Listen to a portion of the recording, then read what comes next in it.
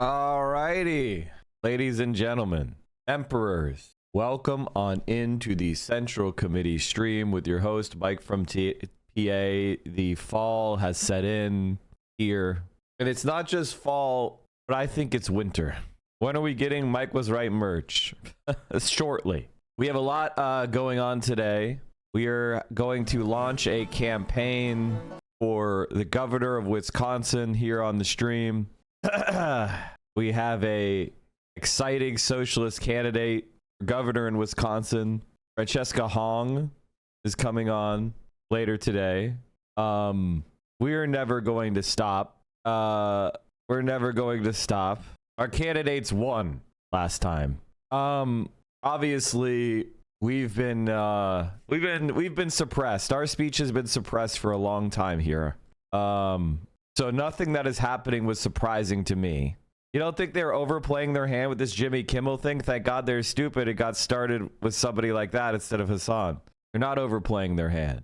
If anything, they're underplaying their hand.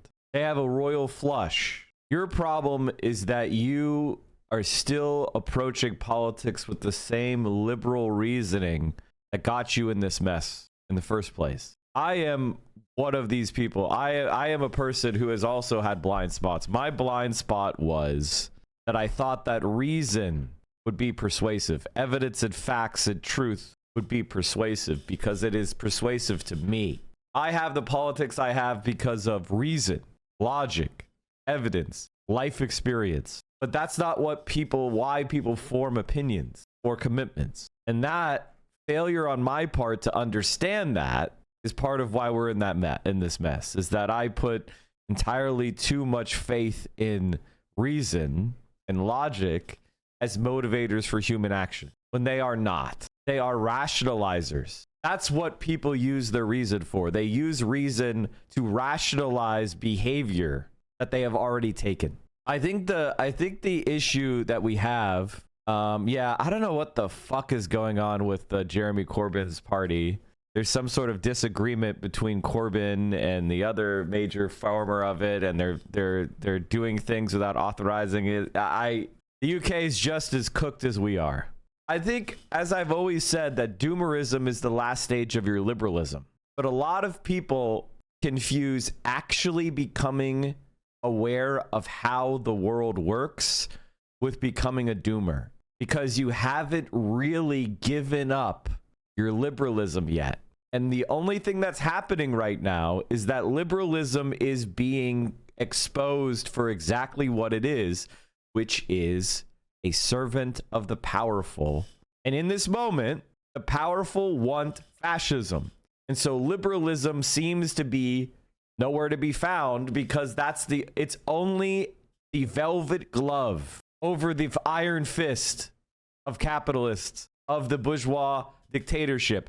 Bourgeoisie have decided to remove the glove. And you're wondering why liberalism is sitting there spent and inert, because it never was the thing itself. Capital was always the thing. Just because you were fooled by some of the decorations doesn't mean that anything has changed. There is no overstepping. Overstepping what? The next time you think that the Trump administration is overstepping, I want you to explain what's gonna happen to the Trump administration. Somebody said getting Jimmy Kimmel, what? Liberals are gonna whine? Then what? What's gonna happen? What are the consequences for the overstepping? We organize a vanguard and rise up. Yep. I was just waiting for Jimmy Kimmel to get fired, and now I'm taking my rightful place as the figurehead of a new American communist movement and revolution. Thanks, guys. I was just waiting for the Jimmy Kimmel firing. Now I'm ready. The average age of a Jimmy Kimmel watcher is 73 years old. What the fuck are they gonna do? I say this. Do you think the administration really tried to take down leftist creators on streaming platforms? Yes. I've been predicting this for years. This is exactly what I said would happen. You guys not remember when I did long streams about the Communist Control Act of 1954? Do you guys not remember? And me pointing out that liberals went along with it? Lock, stock, and barrel? It passed in the Senate 85-0 and the House 305-2. What are you confused? Do you not remember me talking about HUAC, the House Un-American Activities Committee? Midterm primaries are coming up. They're pissing people off. Fox News won't even admit this was the government that took them off air, as they are ashamed of that.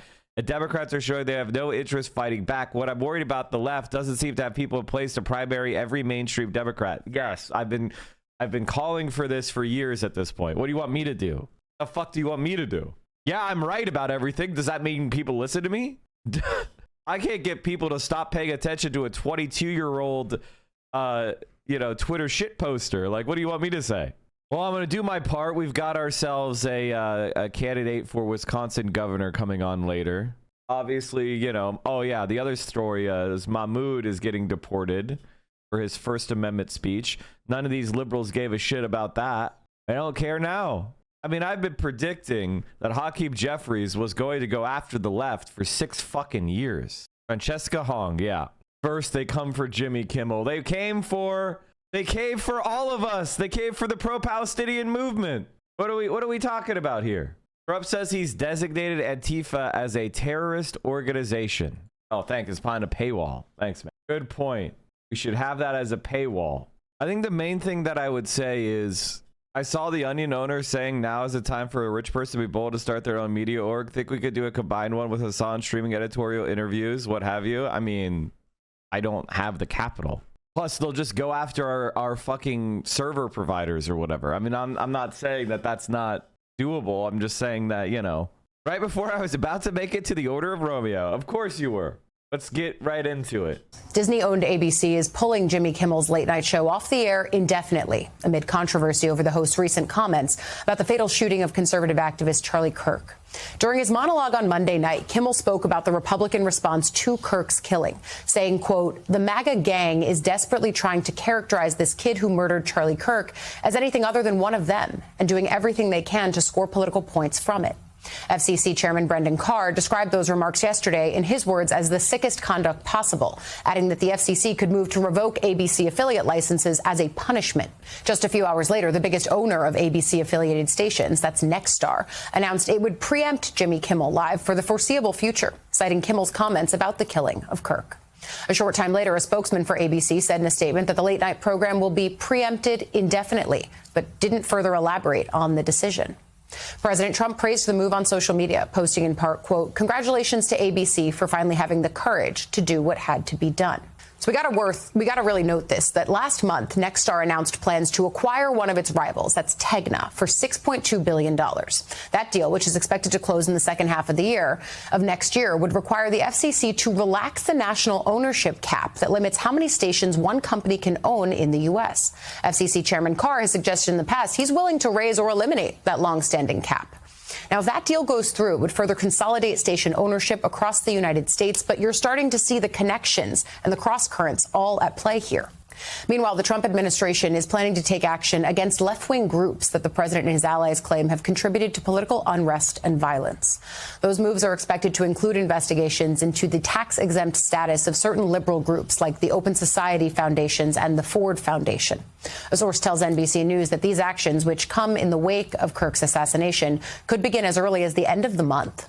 Federal law, however, prohibits the president and vice president from ordering such tax inquiries. And there's been no evidence linking these groups to Kirk's killing either. Officials say they believe the suspect acted alone. That's the official law enforcement belief. The Wall Street Journal reports that officials across the administration are working to identify groups suspected of targeting conservatives or causes conservative support.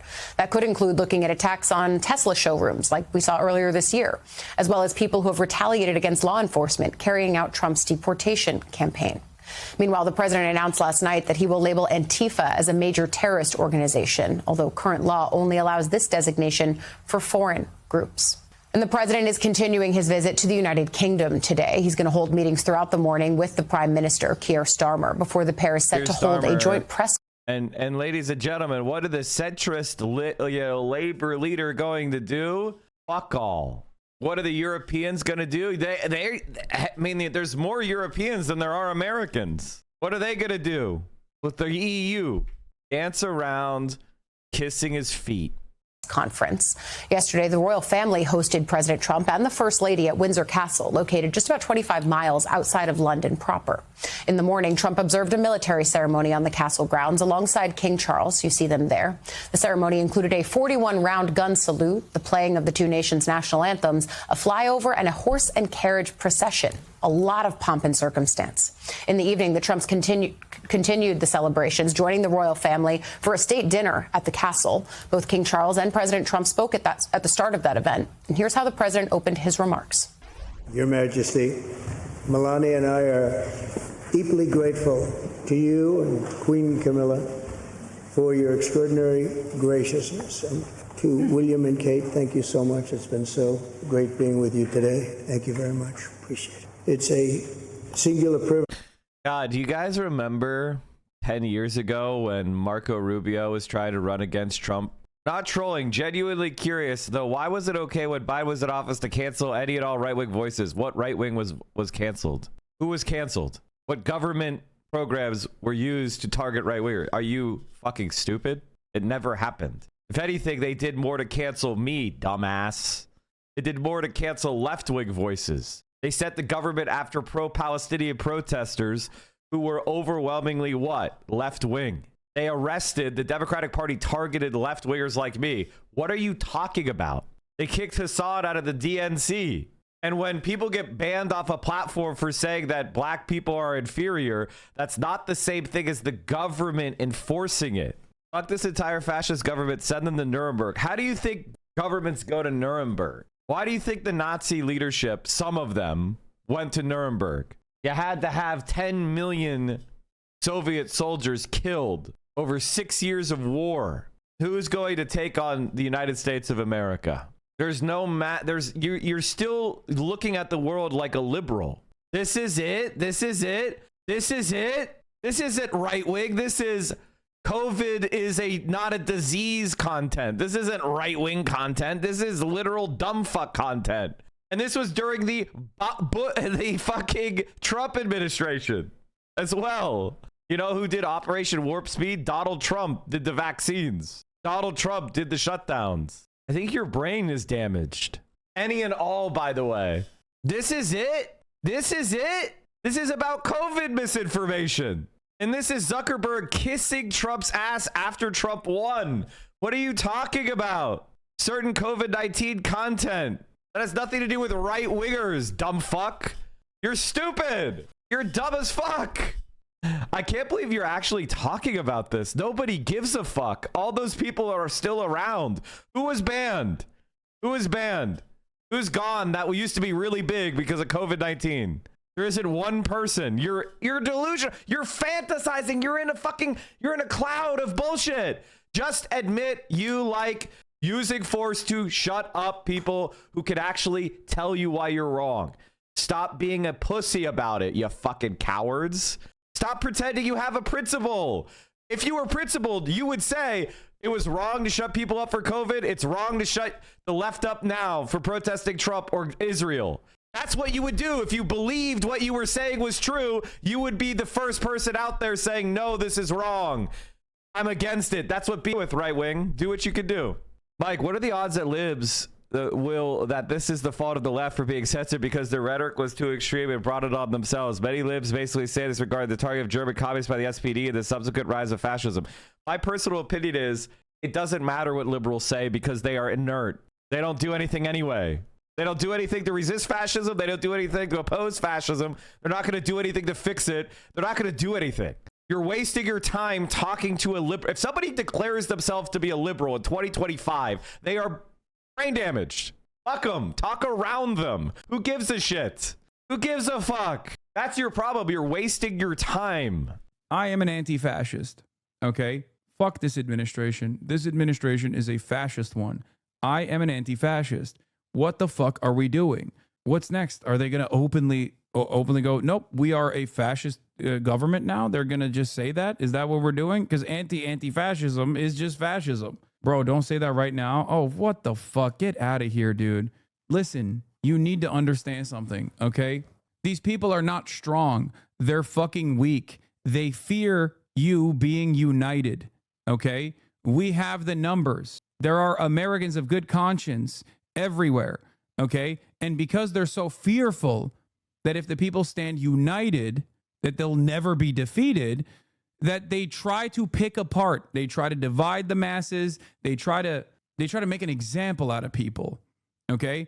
And when institutions don't actually respond in defense of the citizens, in a country like the United States of America especially, okay, if institutions don't respond, if people don't respond, if they actually obey in advance, then regardless of how weak they are, regardless of how fearful they are, they win. And it doesn't stop. When they get a victory, they do not stop. That just emboldens them to dig deeper. This is how it fucking works. They do not have enough confidence. They do not have the numbers. There is a lot of discontent against this administration. That's why they have to pay people so much money to join ICE, because nobody wants to join this fucking Gestapo. They have to offer student loan cancellation, which I thought they couldn't do. I thought we couldn't afford it. Suddenly they could conjure it up for Trump's Gestapo. They do not have the numbers. They can't even get the fucking National Guard to be deployed everywhere.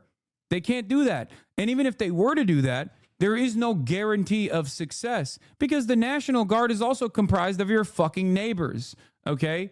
There's no guarantee that those guys are going to be like, all right, well, we're loyal servants of fascism now. These are the actions of a weak administration. These are not the actions of a strong administration. If they were strong, they wouldn't feel the need to stamp out any sort of discontent. If they were strong, they wouldn't feel the need to try to put the fear of God in your hearts, in your minds, in your soul, to stop you, to make you think twice before you engage in any sort of anti-fascist action, before you engage in any sort of demonstration, because they are afraid. It is upon all of us to make sure that we don't stand down, okay? Today will be the easiest day for you to express your discontent. Tomorrow, it will get harder.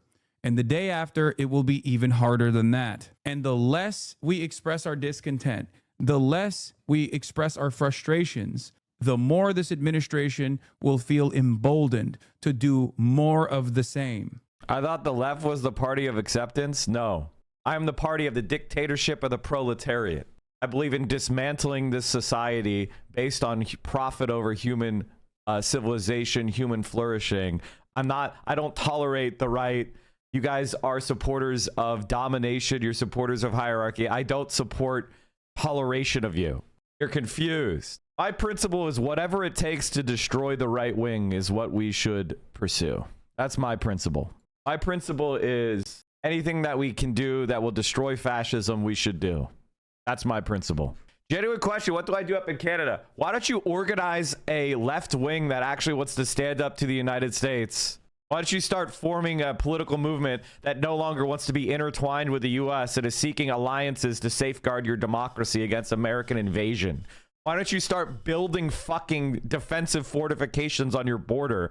Why don't you invite a Chinese military base to safeguard your independence? Why don't you worry about yourself? Today, we heard from the former director of the CDC for the first time since she was fired, just 29 days after being confirmed by the Senate. Susan Menarez, who was chosen and nominated by Donald Trump, testified before the Senate Health Committee about how she was fired for, quote, I'm not interested in persuading conservatives. I'm interested in containing them and defeating them by any means necessary. That's my opinion. So if you're a conservative, I don't want to persuade you. I want to defeat you. You're my enemy. We're not on the same team. We're not in the same. We don't have anything in common. Stand over there.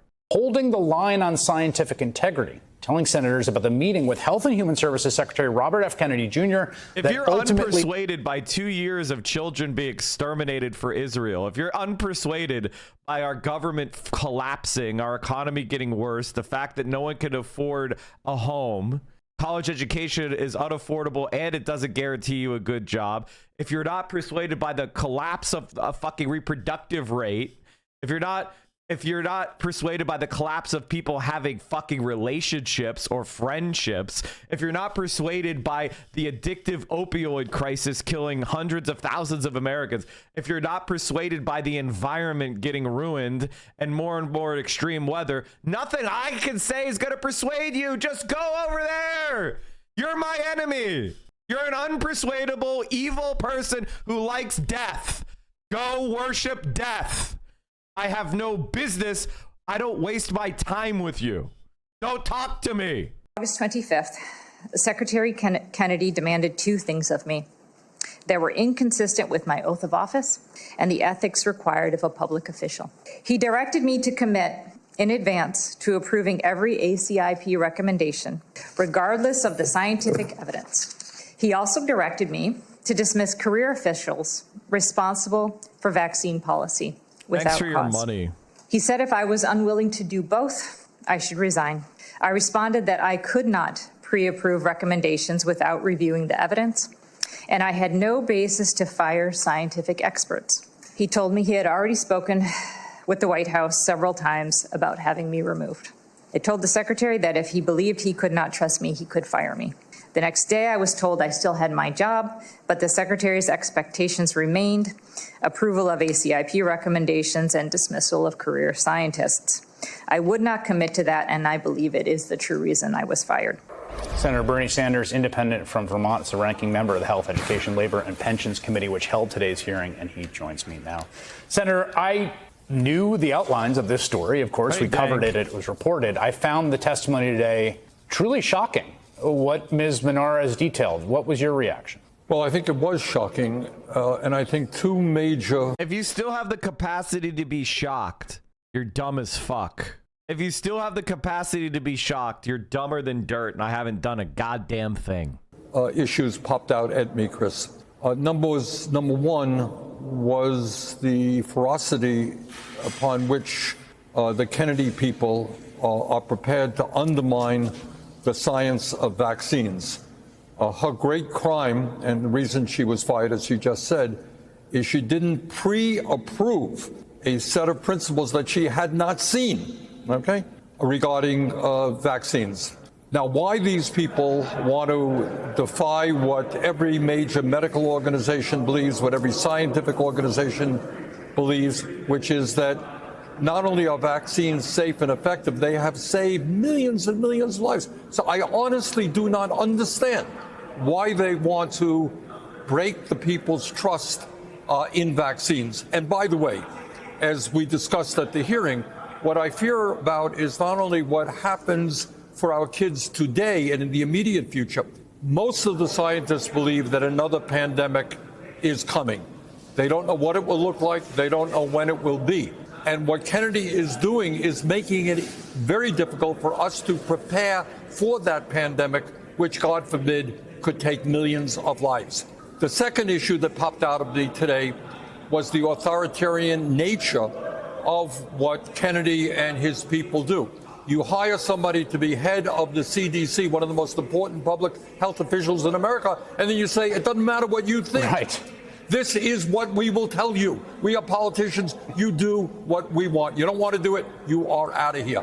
Those are the things that popped up to me today. Not only that, I mean, she told your colleague, Senator Cassidy, who, you know, sort of hemmed and hawed and reluctant. Personally, like, I think the main concern that I have, like, if America was just going to fall, I would just immigrate. You know what I mean? Like, if ultimately there's no way for America to get back on the path of sanity, I would immigrate. The problem is they have thousands of nuclear weapons, and they have an apocalyptic fantasy about Mog and Agog fighting a war of Armageddon and being raptured and all this shit, where they might start firing nukes. So I'm not going to abandon America because there's nowhere safe to go. There's nowhere safe to go. It's like a lot of people fled Nazi Germany and they went over to France or Poland or Denmark, Norway. They were like, damn, I'm so glad or they went to Belgium. Oh, I'm so glad I left Nazi Germany. They're crazy over there. Oh, I'm so glad I left America and I went to Canada. Do you not see what's happening in the UK? They're sucking Trump's cock right now. Anne Frank's family went to the Netherlands. Barry Crimmins used to say, I would leave this country, but I don't want to be victimized by its foreign policy. We are all, I mean, this is the reality. This is the reality. Either you declare that you will never support a centrist Democrat again, and we start building an actual left-wing fucking movement, or it's over. And anybody who's still putting faith in Chuck Schumer and Hakeem Jeffries and centrist Democrats, it's fucking pointless. They're never going to do anything. There's nothing that could happen that they're going to change. They are in power because they are like this. They're trying to push Gavin Newsom, and he got down on his hands and knees and sucked Charlie Kirk's cock after the election and said how his 14-year-old son loved Charlie Kirk. They're trying to push Pete Buttigieg, who has 0% support among black people. 0% support. They spit in the face of their own voters. They don't care. They just want the corporate money to keep flowing. And fascism is quite simply when corporate power and government power are one and the same. That's why CBS is censoring people, because we're living in a fascist society and the corporate CEOs are caving and they're giving in and they are capitulating to Donald Trump. And it's not, Twitch is going to be no different. All right. There's going to be no difference between CBS and Twitch. It doesn't matter if nothing we've done broke any rules. They'll invent new ones. There is no, laws are simply a piece of paper. I've said this for years now. Did it not sink in? Were you not listening? Laws are nothing but a piece of paper unless they're backed by blood, unless they're backed by a willingness of a society to stand up for them. The reason why America had a civil war is not for slavery. It's because people were willing to fight against the domination of the country by slavery. It's actually the opposite. You were mistaught. We didn't fight a civil war over slavery. Well, we didn't fight a civil war because America had slavery. We fought a civil war because the majority of white men voted for Abraham Lincoln, and they were anti-slavery, and they wouldn't accept the domination by a minority of men who were pro-slavery. That's why we had a civil war. We had a civil war because northern white men fought it. They could have just given in, kept the status quo. They could have said, well, we've always had slavery. I guess they're really serious. I guess the minority of conservatives in the South are serious. I guess we'll just give up. You know what they did? They said, fuck no. We're going to fight you. We won. We're going to fight you. Are there any liberals like that today? Are there any liberals like that today? No, they give in. They say Southern Christian conservatives who represent 30% of the country, we refuse to stand up and fight. We're going to give in. We're going to surrender. 200, 400,000 Americans were killed over slavery. Who is willing to die? I assert that there isn't one liberal who is alive today that if they lived in 1860 would join the Union Army to fight the Confederacy. I don't think there's a single fucking liberal left in this country. To be honest, I see a bunch of consumers. I see a bunch of individuals. I don't see people who believe in anything greater than themselves. He voted for Kennedy, even though he's a doctor, and now seems to be having a little buyer's remorse, that they're going to change the childhood vaccine schedule, like for the whole country. And that book is already cooked, the fix is in. Well, we will see what happens tomorrow. Their meeting is tomorrow. But the idea that you fire all of the people who are on that committee and you bring in people who are vaccine skeptics is rather extraordinary. So what we are looking at, Chris, and this is the point that everyone has got to understand, every medical organization in America representing hundreds and hundreds of thousands of doctors, the AMA, the pediatrics people, the osteopaths, all of the major organizations understand the importance of vaccines. I think the thing that I would say to everybody is, are you willing to crash the economy to stop Donald Trump? Are you willing to crash the economy to stop Donald Trump? Ask yourself that question. Are you willing to shut down the government and crash the economy to stop Donald Trump? If you're not, and they're not willing to do that, I want you to understand that the Democrats would rather give up the First Amendment than have 1/4 of negative growth. I want you to understand that they're not willing. Is Barack Obama calling for a general strike? Is Barack Obama standing up and saying we need to do something about the genocide in Israel? Are any of the leaders of the Democratic Party saying, guys, we need to take to the streets? This is fascism. And we don't have power in the legislature. Are they refusing to give quorum? Have they stopped giving unanimous consent? Have they done a goddamn thing to raise the alarm that this isn't like other times, other disagreements, other policies? If you are the type of person saying, well, the Democrats are in the minority, shut up! They have plenty of power. They control state governments. They control the California government with the supermajority. What are they doing with it? Are they impounding federal property? Are like-minded liberal states joining in mutual defense organizations? Are they refusing to violate the Constitution as Donald Trump does it? I mean, where the fuck is CBS headquartered? New York and California. Why aren't they doing anything? You need to wake the fuck up. That there's plenty we can do. Have people involved in conspiracy theory trying to undermine the trust the American people have. I want to just read to you, this is Robert Malone, who is one of these individuals who has been appointed to this committee that is going to determine the childhood vaccine, the one whose recommendations were that Ms. Menarez was, or Dr. Menarez was supposed to just approve sight unseen. This is him watching the hearing today saying the CIA trains people how to lie and manipulate others. That is a fact. Has she been trained to lie by our intelligence community? Like, this is one of the people that's going to be making the child vaccine recommendations. What can I tell you? I wish I could tell you it's unbelievable. That is what's going on in Washington right now. This is the kind of person you have who will be determining policies to protect the health of Americans' kids. I mean, that's basically nuts. Since I have you here, you have long talked a lot about the U.S. media, about how the media operates and controlled, and particularly its ownership and the threats that can pose to the free and fair expression of a range of views. So I have to get your reaction to the FCC commissioner directly threatening both local affiliates and Disney earlier today, saying we can do it the easy way or the hard way, and then subsequently both the affiliates and then Disney deciding to preemptively take Jimmy Kimmel off the air. Look, I mean, you've heard me say this a million times. This country is rapidly moving toward an authoritarian form of society.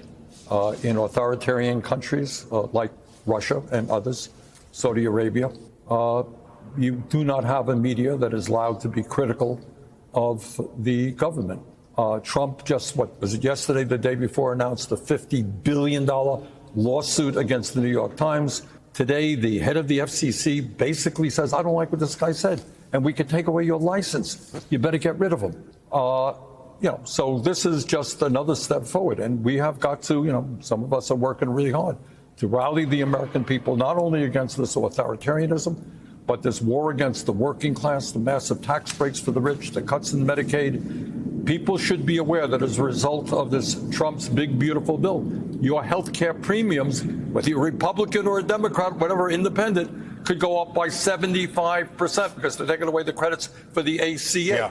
So, we got some crises. We're trying to rally the American people against oligarchy, against authoritarianism, against the war on the working class that we're currently seeing. Senator Bernie Sanders, thank you for making time tonight.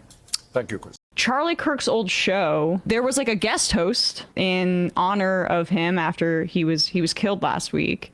And that guest host was the Vice President of the United States. He said a lot of inflammatory things and threatened political retaliation and prosecution, left-wing activists broadly because of this killing.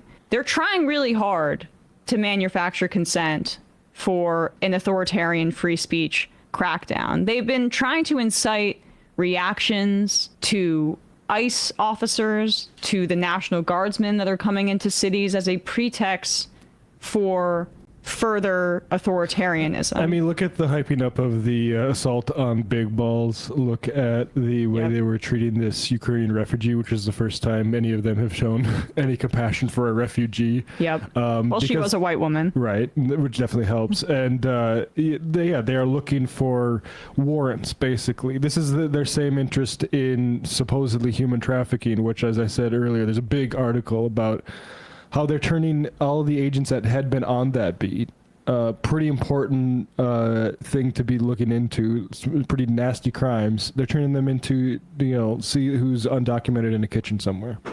Exactly right. And I in terms of like the popular sentiment about this, I already see the story kind of fading. And I think in part that's due to the fact that Trump is deploying J.D. Vance for in the keeping with in the tradition of Biden giving the vice president all of the unsavory tasks. Is trying to get it, sending him out there, and he just doesn't have the juice to kind of manufacture consent for the vengeance that they're talking about. But Trump doesn't care about Charlie Kirk. I mean, he was asked about how he's holding up about his death, and he talked about the construction of the White House ballroom. Look at those trucks. Yes, bringing in all that gold. And or gold plated. We got to be cheap here, folks. And then he skipped his Kennedy Center vigil as well. The Republicans, their turn towards authoritarianism is extremely reliant on Trump using the bully pulpit. And I don't think he's doing it very effectively in this case. So J.D. Vance has this task, and he's a charisma vacuum, and no one cares what he has to say. But the guy that's closest to Donald Trump is Stephen Miller. And there was a great piece in Rolling Stone I'll read some excerpts from, basically showing that he's the shadow president on all of these matters. And he's a legitimate Nazi. So he was the guest on the Charlie Kirk show, hosted by J.D. Vance, the vice president. And this was what he had to say about, what the plans are after this killing. What emotions I'm feeling right now, this is something people say. I mean, you kind of know the answer. There's incredible sadness, but there's incredible anger. And the thing about anger is that unfocused anger or blind rage is not a productive emotion. Right.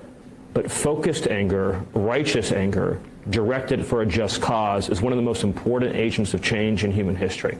Charlie showed that. Amen. And we are going to channel all of the anger that we have over the organized campaign that led to this assassination to uproot and dismantle these terrorist networks. So let me explain a little bit what that means. So, I've got 30 seconds, so be quick, Stephen. The organized wrap it up, Stephen. The organized riots, the organized street violence, the organized campaigns of dehumanization. What do they have, a hard cut for a fucking dildo ad or a gold ad? Like what they hawking some crypto? You're the vice president. What the fuck are you talking about?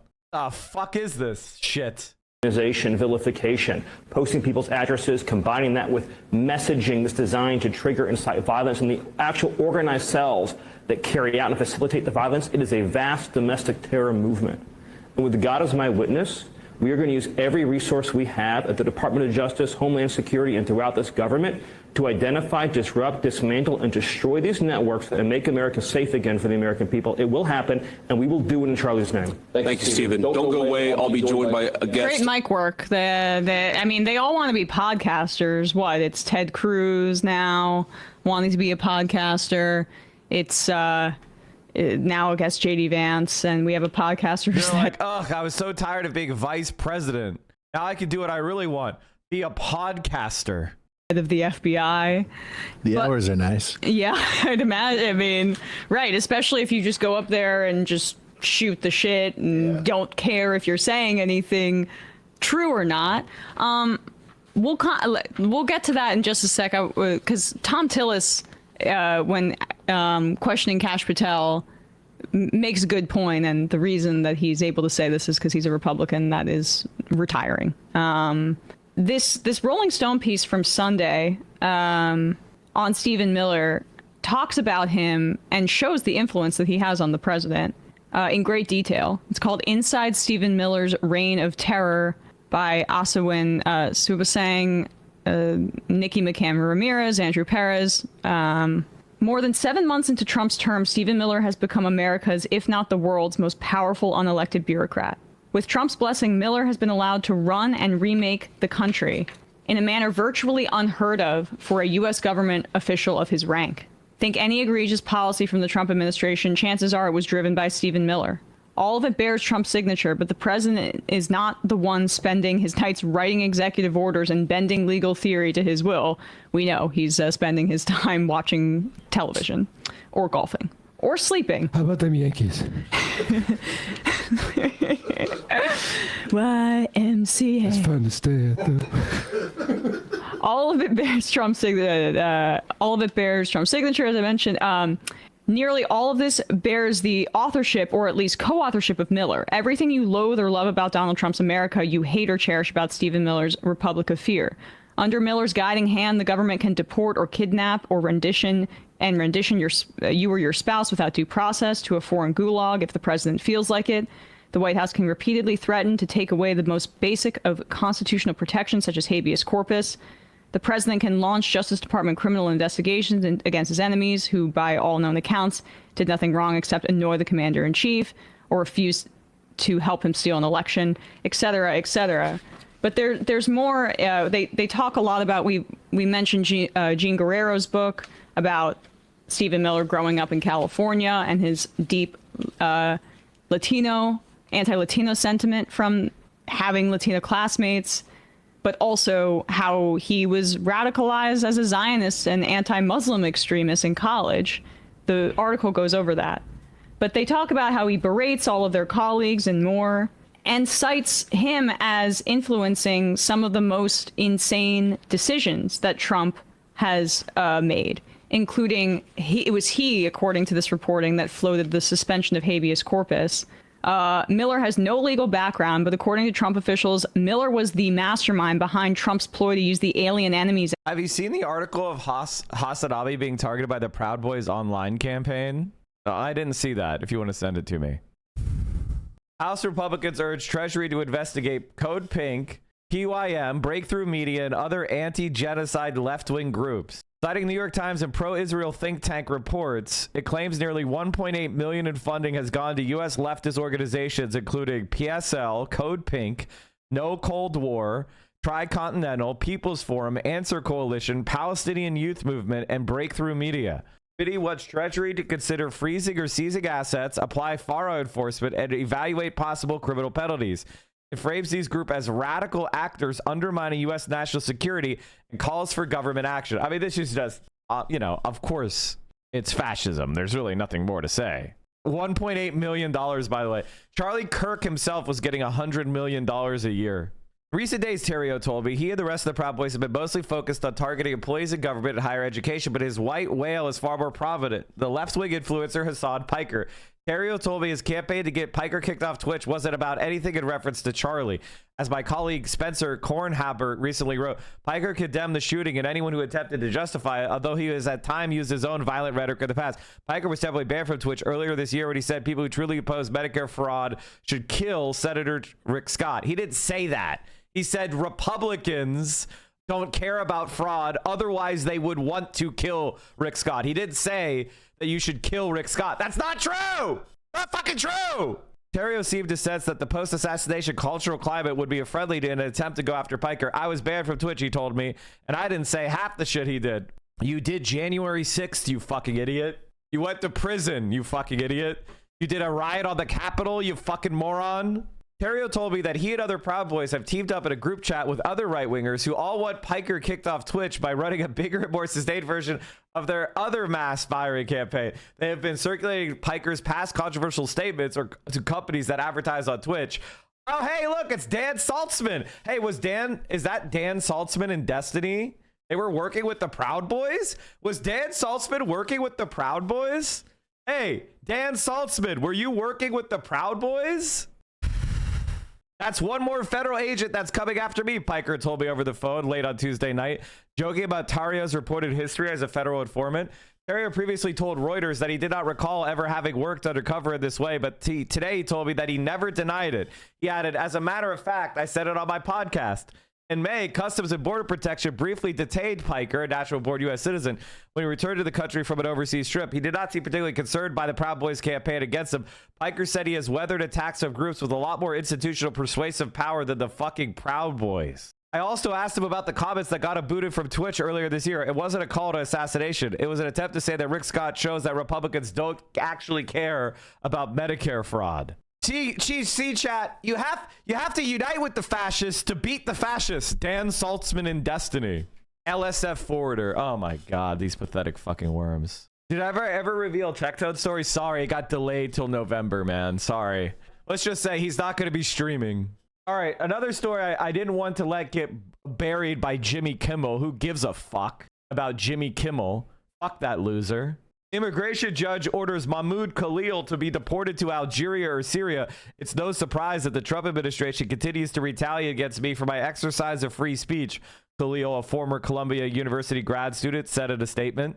An immigration judge has ordered Mahmoud Khalil to be deported to Algeria or Syria, alleging he omitted information from his green card application, according to court documents filed Wednesday. His lack of candor on his I-485 was not an oversight by uninformed, uneducated applicant.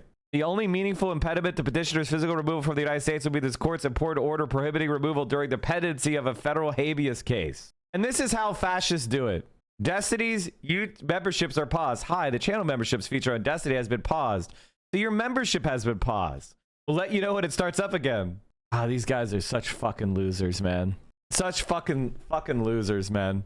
There's nothing more pathetic than a Destiny fan at this point. Like if you like that fucking worm who's never been right about anything, what a fucking loser.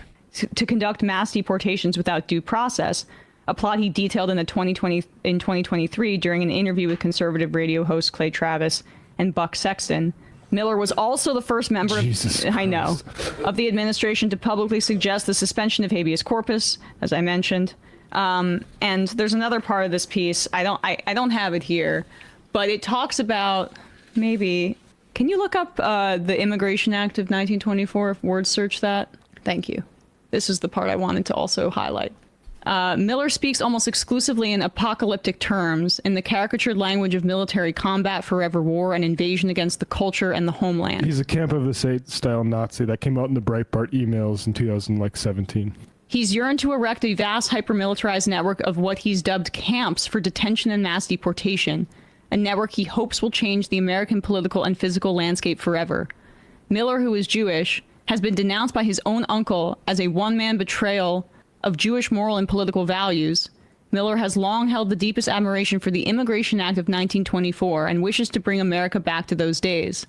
The law is notorious for making the Holocaust deadlier for Jews who tried to flee the Nazis, only to be denied safe passage to the U.S. And that's accurate, because that was the Johnson-Reed Act. It's extremely racist. It limited immigration to 2% of the number of people from the nationality that was already in the United States. So it was 2% of a proportion of people in the United States. And they used the 1890 census in this 1924 Act, which is important to know because they could have used the 1910 census, which was the more recent one. They were doing it every 20 years at that point. But they didn't, because by that point, there were more Italians, there were more Jews, there were more Polish people, Greeks, people from Southern Eastern Europe as well. The act also explicitly banned Asian immigrants, Japanese immigrants. Came in. And what'd you say? The Drumps came in. Yes, right. Thank you. And the Lex also, I'll just say, in that period. To John Oliver's credit, that was also, he's talked about how that was cringe now, so he's walked that back, the drum thing. But even I had a drum hat. I hate to admit that. But, I've grown out of that, hopefully. Still a little bit cringe. Then in the 1960s, basically, that is when they abolished these quotas based on race. And Stephen Miller wants to return to the time when we had racial quotas for immigration, even though it affected Jews. And we turned boats away of Jews fleeing the Holocaust because of this racist act. And that is his vision for America. And we're well on our way. But they were refugees. That's icky. Right. They're infecting us. And you just see how it'll be in 100 years, there will be nativists that pick a different group that is poisoning the blood of America. This is his ideology. And he's trying to use any pretext that he can to effectuate that. I mean, yeah, I think Destiny is in danger of getting a permit. There's no doubt about it. I mean, so am I. But the thing is, this is the reality that I was trying to warn about. This is what I was trying to say with Joe Biden in 2020, what I was trying to say about why we needed to have a Democratic left-wing primary in 2023. I saw all of this coming. It's why I said it's disgusting that Ilhan Omar voted for Hakeem Jeffries to be leader of the Democratic Party. Why is there no left-wing leadership that understands the Democratic Party hates them? Why are they all delusional? Why are they all delusional? You are there in D.C., including, obviously, the killing of Charlie Kirk. But as a contrast, this is what Tillis, who is freed to say sort of what he wants, at least now. It's not perfect, but in the Kash Patel hearings, pointing out how the Trump administration is directly inflaming the rhetoric in this country right now. Within 24 hours of Mr. Kirk's shooting, we had the guy that does the podcast for the War Room and another guy who's denied the Sandy Hook shootings say we're at war. Now, how on earth, and I do believe it's a smaller number, but it's a number that has an influence. How on earth are we de-escalating the situation and with the tensions as high as they were last week with going out and saying we're at war? I'm not asking you to respond to this question. I'm just saying that there are people out here on our side of the aisle that still need to look in the mirror. Even if you agree that it's a lower number, bad is bad no matter how many numbers they are. And that kind of rhetoric and that kind of mobilization makes your job more difficult and puts us in a position where we're not being as productive as you want the FBI and state and local law enforcement to be. Well, that's if you actually care about the FBI functioning in a way that isn't just about persecuting Donald Trump's political enemies. I mean, he doesn't have an interest in really the FBI's functioning. We have many, many critiques of the FBI. I mean, oh no, the FBI won't be able to go after human traffickers. I would hate if that was the case. The FBI, the idea that the FBI has been in any way left wing is the most counter-historical, false statement I could ever think of. The FBI was blackmailing Martin Luther King. The FBI was responsible for the killing of left-wing civil rights leader Fred Hampton. The FBI was likely responsible for the killing of Malcolm X. And there were some other police officers who allowed that to happen quite conveniently. The FBI has resources dedicated to targeting activism for Black Lives Matter. We had, I think, Trevor Aronson on the show talking about how the FBI had informants in the Black Lives Matter movement. Yeah. You think they're anti-war movement? Yeah, I mean, just yes. mosques. Right. Exactly. But what he's saying there, he's like, that is like as close as you can get to Republican courage there by Tillis. Right. And as you said, it's because he's not going to be running for office in the future. But even there, he has to couch it with a lie, which is to say, and look, I agree it's a smaller number. What he's saying is it's a smaller number, that there's more on wackos on the left than there is on the right. And that is a lie that he must have to say for them to like get them to continue listening to him. But this is from the Cato Institute, a libertarian think tank. Murders by politically motivated terrorism. Well, first of all, in order for us to create our own website, we need to have streaming. We need to have what? We're going to pay AWS retail prices to host. We don't have infrastructure. Twitch exists because Amazon has hundreds of billions of dollars of internet infrastructure that they just have as excess capacity. And so they use Twitch. Twitch floats on the excess unused capacity. So it's basically free for them because they need to have that capacity due to fluctuations in internet traffic.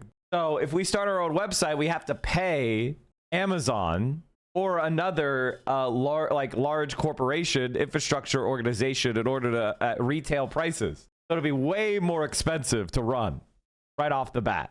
The only group that's been able to do it successfully is literally funded by a crypto casino, is addicting people to basically go and lose hundreds of millions, if not billions of dollars in an unregulated crypto casino. And they use Kick as a basically advertising vehicle. So that's the problem with that. Excluding 9/11. The number one is right wing by 300. It's 391 total counted here. Yeah. 63%, almost 2/3.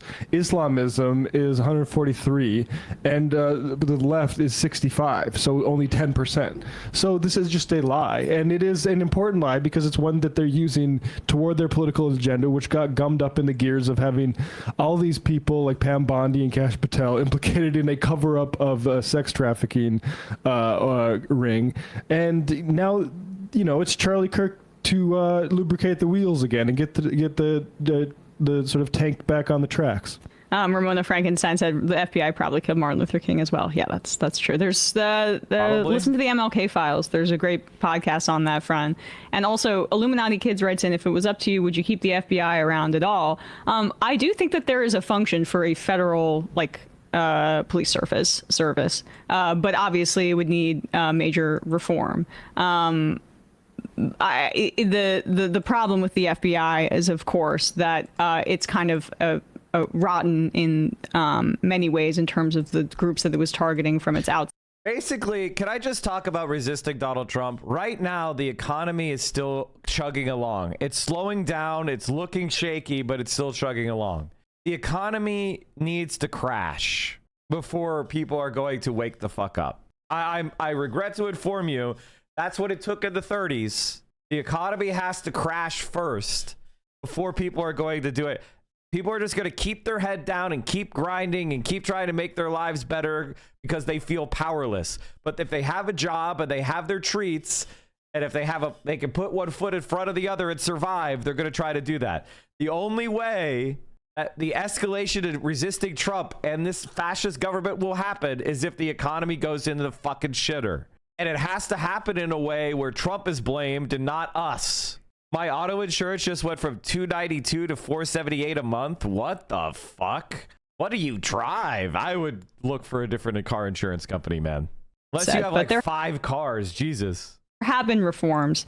It would need a lot more oversight, in my opinion. Yeah, I mean, I think a good person to ask that question would be Chip Gibbons of Defending Rights and Dissent. What should be done about the FBI? Because yes, I don't think it's leave it to the states. Yeah, I don't want their. I mean, I had a really good car insurance policy that was like $80 some a month. But then it was like canceled it got bought. My insurance company got bought out. They canceled all our policies, which is like, if you're buying an insurance company, but then you immediately cancel all their policies, what the fuck's the point? The answer is eliminate competition. It's because it was a reciprocal exchange. It was a not-for-profit reciprocal exchange. Why the fuck is that allowed to be bought out? Great question. To not be a federalized police force and just have Mississippi police be the final. Now my insurance more than doubled.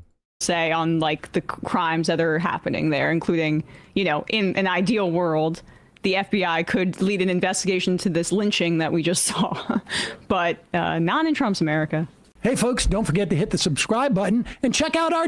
So very shortly, chat, I'm going to be bringing on a candidate for governor of Wisconsin.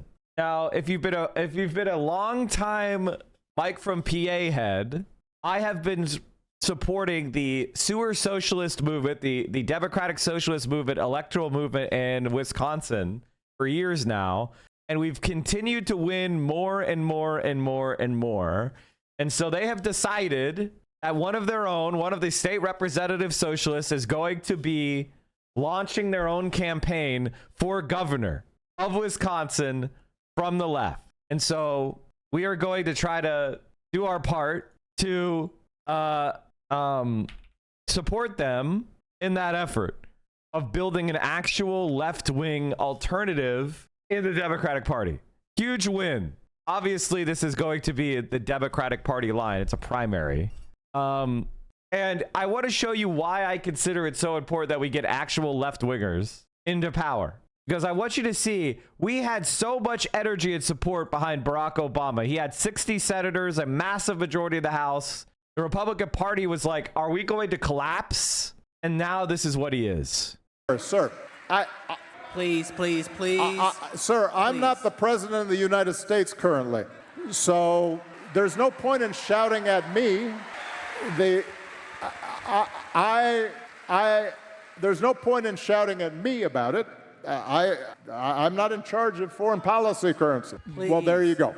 Now, listen, by the way, what's happened, I think we're going to have some time to talk about overseas, and I'm happy to address that as well, because these things are actually connected. I'll just go ahead and talk about it now. Part of what you see in the Middle East is the consequences of a mindset that some people are worth more than others, that we're each part of a tribe, and that it's a zero-sum game, and that my tribe is better than your tribe mindset, at some point, if you look at it, history results in conflict. Terrible things are done on behalf of that idea. And so those who carried out October 7th. 2 years into a genocide, talking about a resistance movement attack where 40% of the people that were killed were literally either military or police fighting. And then there's an indeterminate number of people that were killed by Israel's military. To look at October 7th, 25 months into a goddamn genocide, 24 months into a genocide, it's become ridiculous at this point. And Hamas has agreed to multiple ceasefires where they release hostages. So the idea that Hamas is some sort of like intransigent death cult is just not true. Hamas has agreed to multiple diplomatic overtures and released hostages unharmed. So it's just nonsensical to bring October 7th up over and over and over again, unless you're covering up for a genocide. Period. Had something in their minds that said... Yeah, I did see the Corbyn the Corbyn party. What the fuck are they doing, man? Families, these women and children that we are going to slaughter in cold blood are less than us. We are justified in perpetrating... That's why you don't have... By the way, chat, that's why you don't do co-leadership. That's the reason why you don't do co-leadership. That's why you don't have an excessively anarchist like organizing principle. Have leaders, have a principle, unite around them quickly, and then proceed forward. And you have democratic institutions to create feedback. But you don't sit back and take 6 fucking months to come up with a name. That's pathetic. That kind of brutality. And those who are now saying we're going to withhold food. Those who? Who's that? And medicine. Who's that? And shelter. Who's that? Millions of people as a consequence of those awful events. As a consequence, 2 years that later. That also is dehumanizing the people in Gaza who are suffering right now. Now, I want to be clear. I'm not drawing equivalences. This is because this is part of how our debates get bogged down. What I'm saying is that when we don't see people as... Oh, thank God. He tried to stream. Let's get our shit summoned back up for starters. That way we can keep developing our life force, because that's how we stay alive, dog. If we can come back and win this, I'll be super surprised. Oh, Let's thank start God. on staff. All right, well, I'm sorry it didn't work out. I'm sorry the streaming didn't work out for you, brother. I'm sorry the streaming didn't work out for you. He came in to be like, Mike is making so much money and he pretends to be a socialist. Why does me making a lot of money mean I'm not a socialist? I understand capitalism and I'm better at it than you. Next. I think it sucks. You're the one who sucks at it and thinks it's good. Dumb fuck. You're like, capitalism is a meritocracy and that's why you fail. Or that's why I fail. Like, what? I agree with you. It is a meritocracy. Now what? People, bad things happen. When we dehumanize people, bad things happen. And America, at our best, stands for the idea that everybody counts and everybody's equal under the law and has an inherent dignity and respect. And that idea... That's why there's a Palestinian resistance, because they don't consider Palestinians to be human, and those humans are fighting back. See, the thing about people like Obama is he says this shit as a platitude, not as a belief system, because if he did believe in it, then he would support sanctioning Israel. But because he uses your belief, this is why he's demonic. He uses your belief in humanity and humanitarianism to argue in favor of a genocide apartheid state. And he doesn't use the word they're committing a genocide. He is spitting shit into a fucking bullshit. He's a bullshit artist. He's evil. When we lose that idea here, the whole world gets dimmer. And we're seeing it right now. Lose that idea here. Autocrats feel like, oh, we've got license now. Who's autocratic? Be specific, you fucking sophist. Because America, they seem to be okay with it. In fact, they're kind of doing some of the same things we're doing. All right, chat, let me set this interview seat up real quick. Let me just make sure that our Chiron is the right Chiron. Boo. Boom. Easy. Easy peasy. Go back over. Look at that. Chiron created. I would have asked Obama if he thought the children he drone struck were people. He doesn't give. The guy who basically created the legal regime of terrorism that the United States operates on, and he's a fucking loser. You know that Barack Obama could say, I'm starting a protest movement against Donald Trump because he's a fascist. And all liberals join me in Washington, D.C. on September 21st. And we were going to protest against the rising tide of fascism. He could do that, right? You don't understand that Barack Obama could do that. He could say, what's going on in D.C. is unacceptable. He could call on all former presidents to speak out. But all he does is stay silent. Because for him, he's got another yachting trip. I don't want you to think that the Democrats are powerless. The Democrats are incredibly powerful. They have tens of millions of people hang on his every word. Now, I wish they didn't, but they do.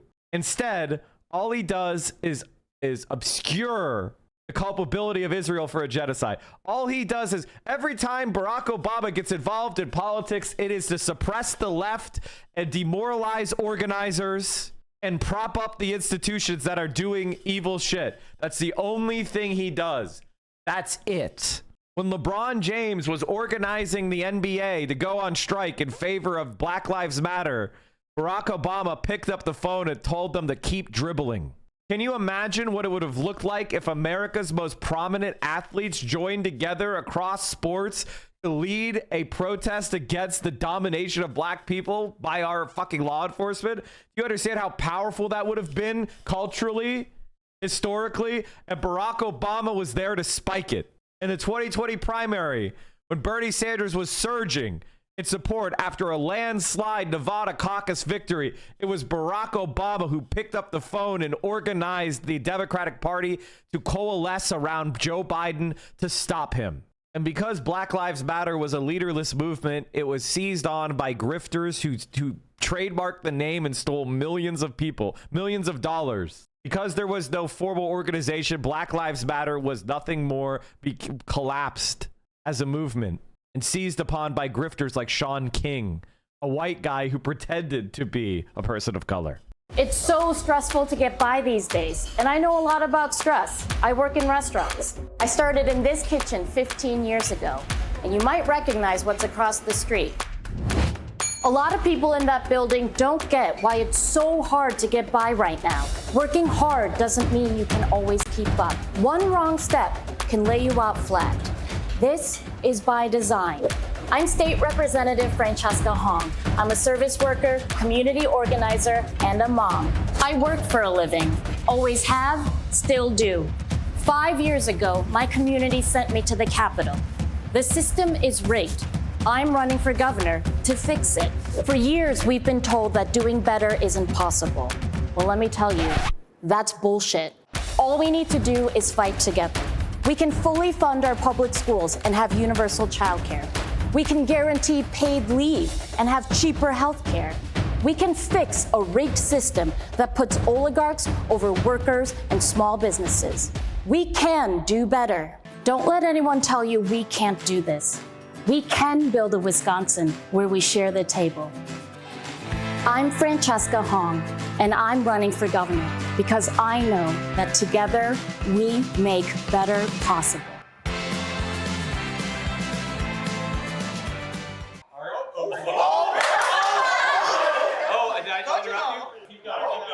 I'm having a really emotional day. I'm having a really emotional day. I started in politics in 2013. And you know, that's when I really became active. Before I had like looked at politics like most people did as like, you know, one of the many interests I had. And, you know, watching Francesca's ad, I've just been reminded of how many people have suffered and worked so hard over the years. How many fights we've lost, how many we've won, and how hard I've worked to try to defeat apathy and cynicism. So I just hope you guys are ready to go down fighting with me, because there's literally nothing they can do to me that's gonna make me stop. So we're gonna bring on friend of the show, Ryan, one of the bravest people in politics in America today. I don't usually get emotional. It's very, very rare. It's just very frustrating, you know, with Mahmoud's story today, you know, threatening to deport him to Syria because he was a brave man who stood for Palestinian people. Everybody knows what's going on. And we have a Democratic Party that is throwing him to the wolves, refusing to stand up for anything. That pathetic thing we saw from Barack Obama just minutes ago, conflating Palestinian resistance with the Israeli genocide, refusing to name what the United Nations has pretty clearly described as genocide, that we've all seen as genocide. And the American people are behind us. That's the thing that makes this so painful for me, is we're not failing in persuasion. We have a rigged, broken political class. Do you understand that? That we have a cowardly class of people. And so, Ryan, if you're ready, I'll bring you on the screen so you can interview. I'm sorry about that. I didn't mean to get emotional right before you guys jumped on, but it just transported me back to so many organizing meetings, so many times that I filmed the campaign video on an iPhone. So if you're ready, I'll bring you on. Absolutely, Mike. Okay, sorry guys. Let me bring you guys on. Let me see here. We have ourselves friend of the show, Ryan, and Ryan Clancy, state representative, Francesca Hong, state representative in Wisconsin, our sewer socialist champions. Yes. Awesome. And thanks for having us, Mike. And I wanted to just start out by, I want to intro Fran in a second here, but I wanted to thank you very specifically and all your subscribers. So like last year, a little more than a year ago, I was in a really contested primary. We were facing a ton of money. We had Zionists, we had a police union, and we had a ton of really powerful and well-moneyed established Dems, some of whom are now running for governor in Wisconsin, all against, me and our campaign. It ended up being a $500,000 primary with all the spending, and things looked really dire. And then, Mike, I went on your stream, and the money was great, right? But more than that, I had that Act Blue map up of where all the donations were from around the country. And that was transferable, and that really gave me a shot in the arm. And it went from being me being under assault to knowing that folks across the country had our back. The other thing that made all the difference was the support of my comrade and friend, Representative Fran Hong, because it would have been really easy for her to just not stand up to all that. But she did. She had support. She had advice. She put together independent expenditures, and we pushed back on that. And we ended up defeating our terrible opponent by a decent margin. And we could not have done that without you, Mike, without all your subscribers, and without Fran. So today I'm here for her. And Fran Hong is a badass. She's a chef. She's a bartender. This is her third term in the Wisconsin State Assembly. She's a leader in our Socialist Caucus and the first Asian American woman in Wisconsin legislative history. And she's led movements in the legislature for immigrant defense, trans rights, a ceasefire in Gaza. And with your help, she's going to be the next governor of Wisconsin and the first socialist governor in U.S. history. Oh, yeah. But she needs your support to do that, and that's why I'm here to support her today. And thank you, Mike. Oh, Ryan, I appreciate you guys sharing the credit, but I am nothing but a dust speck compared to the hard work that you guys put in, because I know how hard it is to be a left-winger in America. And so you guys, me being a small part of your guys' success has meant a lot to me. Very kind of you to say, Mike. I'm so excited to be here. It's an honor to chat with all of your subscribers. And thank you so much, Ryan, for that very kind introduction. I learned so much from Ryan and our comrades in the Socialist Caucus every day, not just about policies that we need to be passing to ensure that every single Wisconsinite has their basic needs met and can actually do more than get by, but take care of themselves and their loved ones well. But also, it's the Socialist Caucus that helps me deal with the fuckery of the legislature. It is very easy to lose pieces of yourself and who you are when you are in a space where, this is, people are trying to sometimes just almost destroy. So it's because of the Socialist Caucus that I care more about this work, and I get to take care of myself too. Yeah, well, thank you guys so much for coming on. I appreciate the kind words. But I really want to know what has motivated you guys to make that bid for governor, because state rep to governor is a big leap. Why have you decided that now is the time to do so? Because this is a movement moment, and socialists are some of the best organizers, and that's what we need to be doing across the state. And it's us that's going to be uniting folks and building working class people power. And so this is the time for someone like me to be able to lead the state and do it in a way where we're not just fighting for people, but we're fighting alongside them. Yeah, no, I agree with you completely. And I feel like one of the big crises that we're facing, and I hate to make things national politics, but, you know, it is what it is. We have, you know, as I mentioned before, the Mahmoud Khalil, you know, deportation order, basically because he led the pro-Palestine movement at Columbia, or one of the leaders, I should say. And then you have Jimmy Kimmel being fired for, I'm not really sure what. If you know, I don't know if you guys have seen the clip. I'm not asking you to endorse it. I'm just saying that we have a moment where political control of media, corporations, and the government are all aligning with Donald Trump in a fascistic way. At the same time, public support for Donald Trump has never been lower. And it seems like the Democratic Party is not taking advantage of that. It's almost like they're hiding under their beds. So what are you guys going to do to take the fight to Trump? And are you planning, if you are elected governor, to use the powers of the governor's office to oppose Trump and the federal government and any other fascistic efforts in this country? It's going to be the people of Wisconsin that elect me to be their governor. And that means I have a duty and a responsibility to make sure that the people are protected, and willing to put my body on the line, because the urgency of this moment, when fascism is taking control of so many of our communities, means that you need someone that is going to do everything they can to make sure that people can still live their lives. And I think too many Democrats right now are not meeting the urgency of this moment because they're out of touch when it hasn't actually impacted their life yet. And so folks are fucking pissed, and they have every right to be.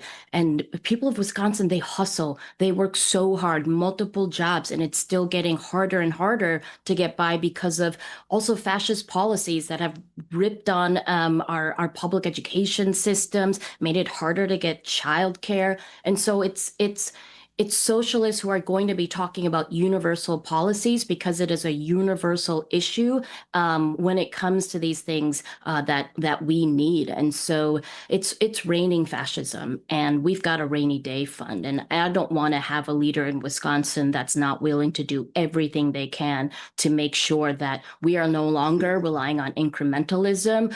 We are making sure that the people have what they need to protect themselves as well. Again, Fran has really been leading on this. I'm gonna brag on her behalf for just a minute. She has been fighting in ways that other Dems in Wisconsin really haven't. 2 weeks ago, she led up a package that was the Keeping Families Together package that would push back on ICE. Literally just minutes ago, the Socialist Caucus, with Fran's leadership, released a police accountability package called Freedom from Fear. So pushing back on all this, on the actual fascism coming from the national level, in a way that a lot of the establishment Dems haven't. So that is both, you know, a brag for Fran, but also her path to victory, right? We have a crowded pack of very moderate contenders, and then we have somebody who has proven herself at the state level to be on the side of actual working people and opposed to fascism.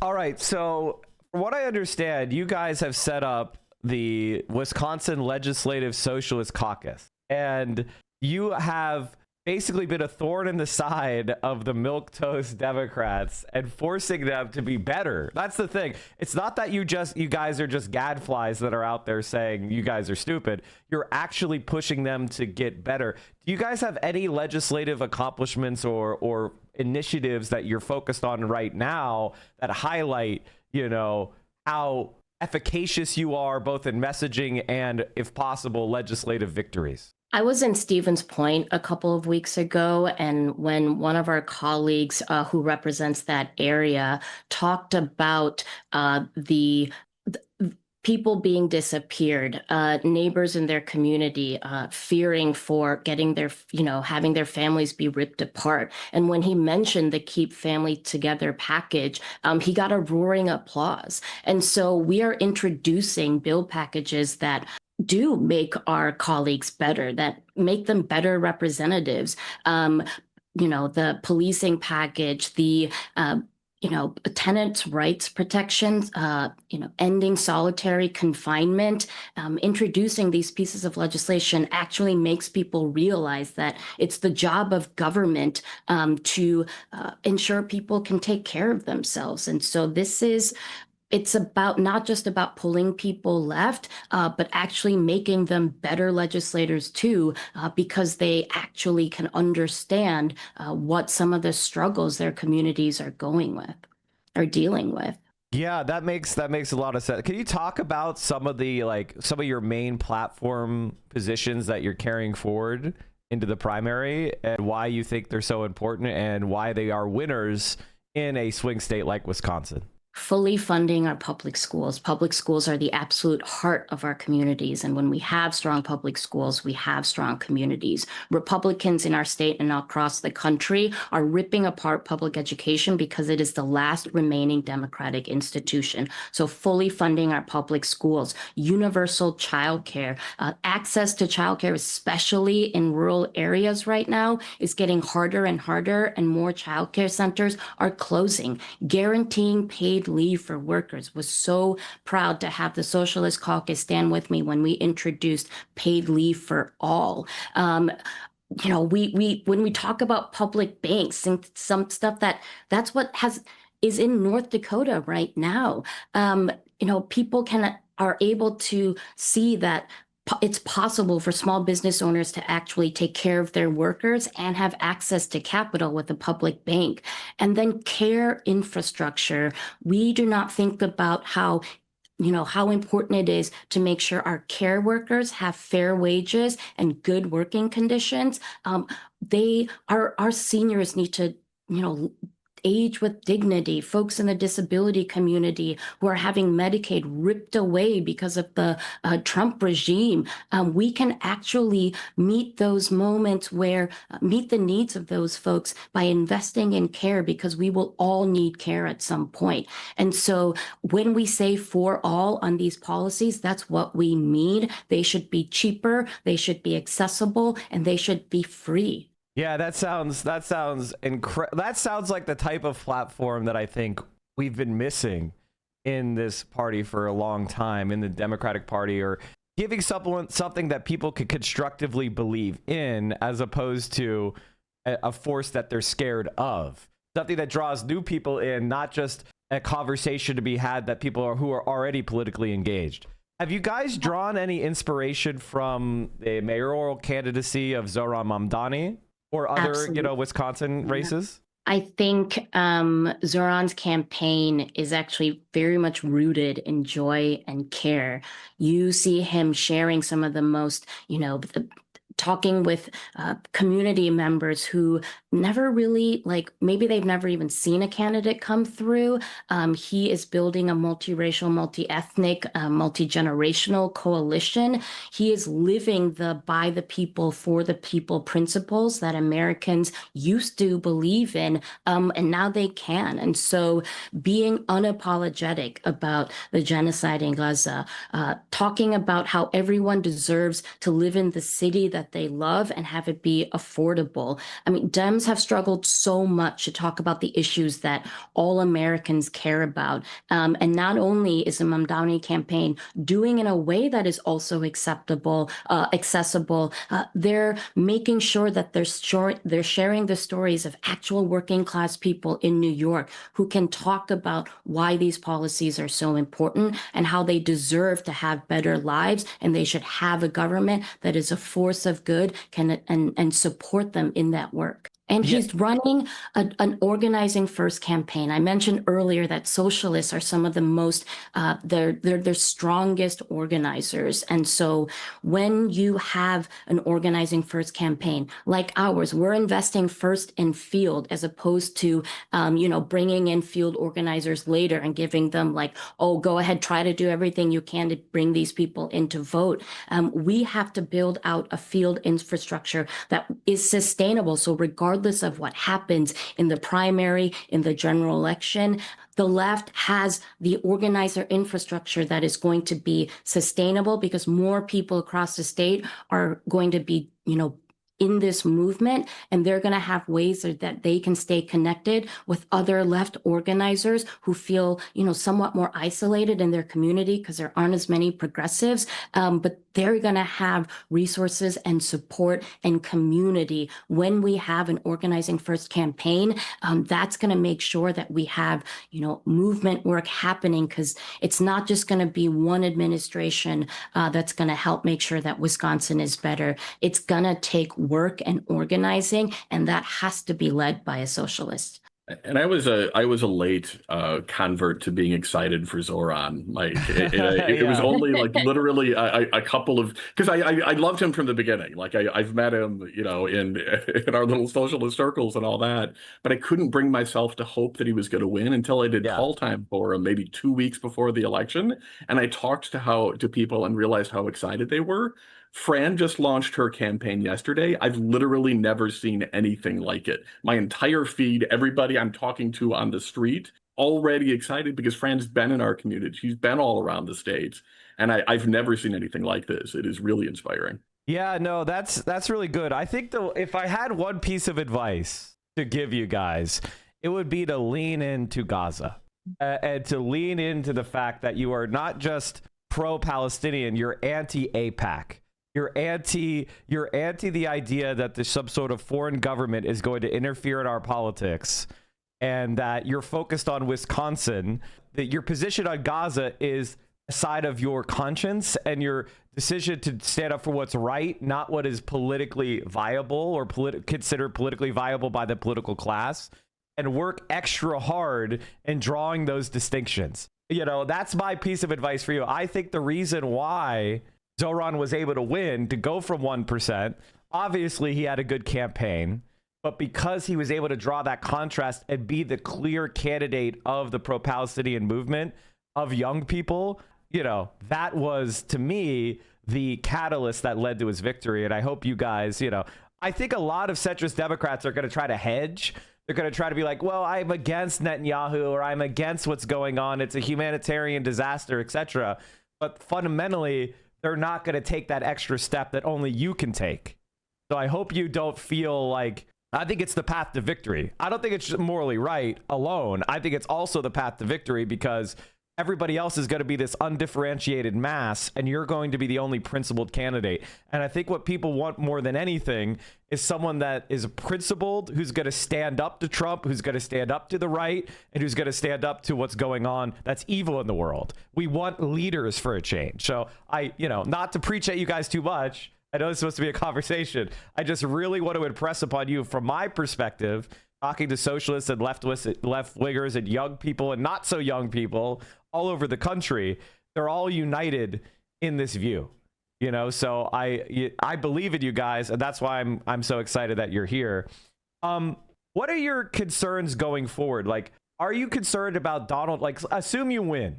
Let's go to that fantasy world where you're the next governor. What are you going to do to counter the fact that the Democratic Party is going to join with Donald Trump to try to sabotage your administration and is going to try to, force you into these impossible situations? Are you concerned about things like blue flu? Are you concerned about other kinds of ways that the fascist movement in this country is going to try to contain your common sense policies because they're worried about the good example? Have you thought about this? Are you concerned about it?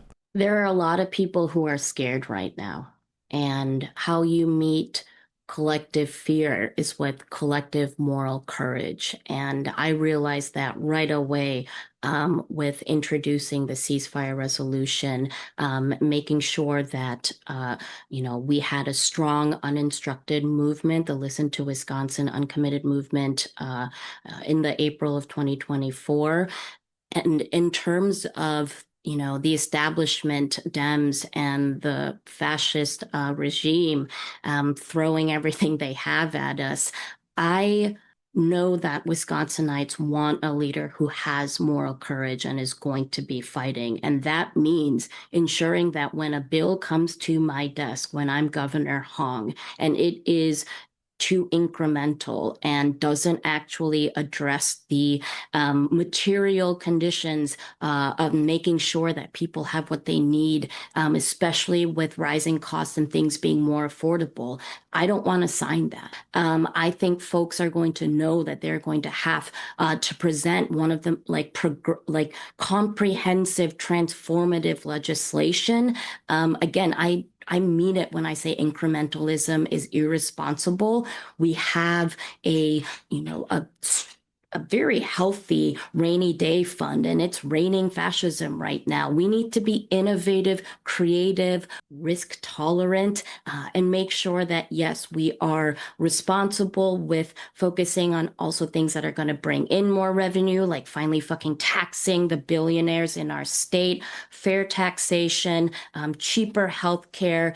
These are things that are absolutely possible, and I'm going to push the legislature to make sure that what is needed for the people of Wisconsin is transformative policy that's actually going to change and improve their lives. And I want to keep Fran from being too humble here too. She mentioned very briefly like supporting the uninstructed movement, which is our uncommitted, the Wisconsin version of uncommitted here in Wisconsin. Right. Fran led on that, and it was not during 2025 when that's easier and when even mainstream folks are saying yes, it's a genocide. She was out in front of that at great political risk to herself, and even now is out in front of. We're one of the states where you can't boycott Israel. So she's leading against pushing back on that. The Republicans, with the help of legislative Democrats, are trying to redefine anti-Semitism to include criticism of Israel and jailing people for a longer time than it would normally get for that. And Fran has been leading courageously on all those things. Yeah, and I want to thank you guys. Obviously, if you're talking to me, I know that you're on the right side of these issues because I have been loud and annoying about this stuff since October 10th.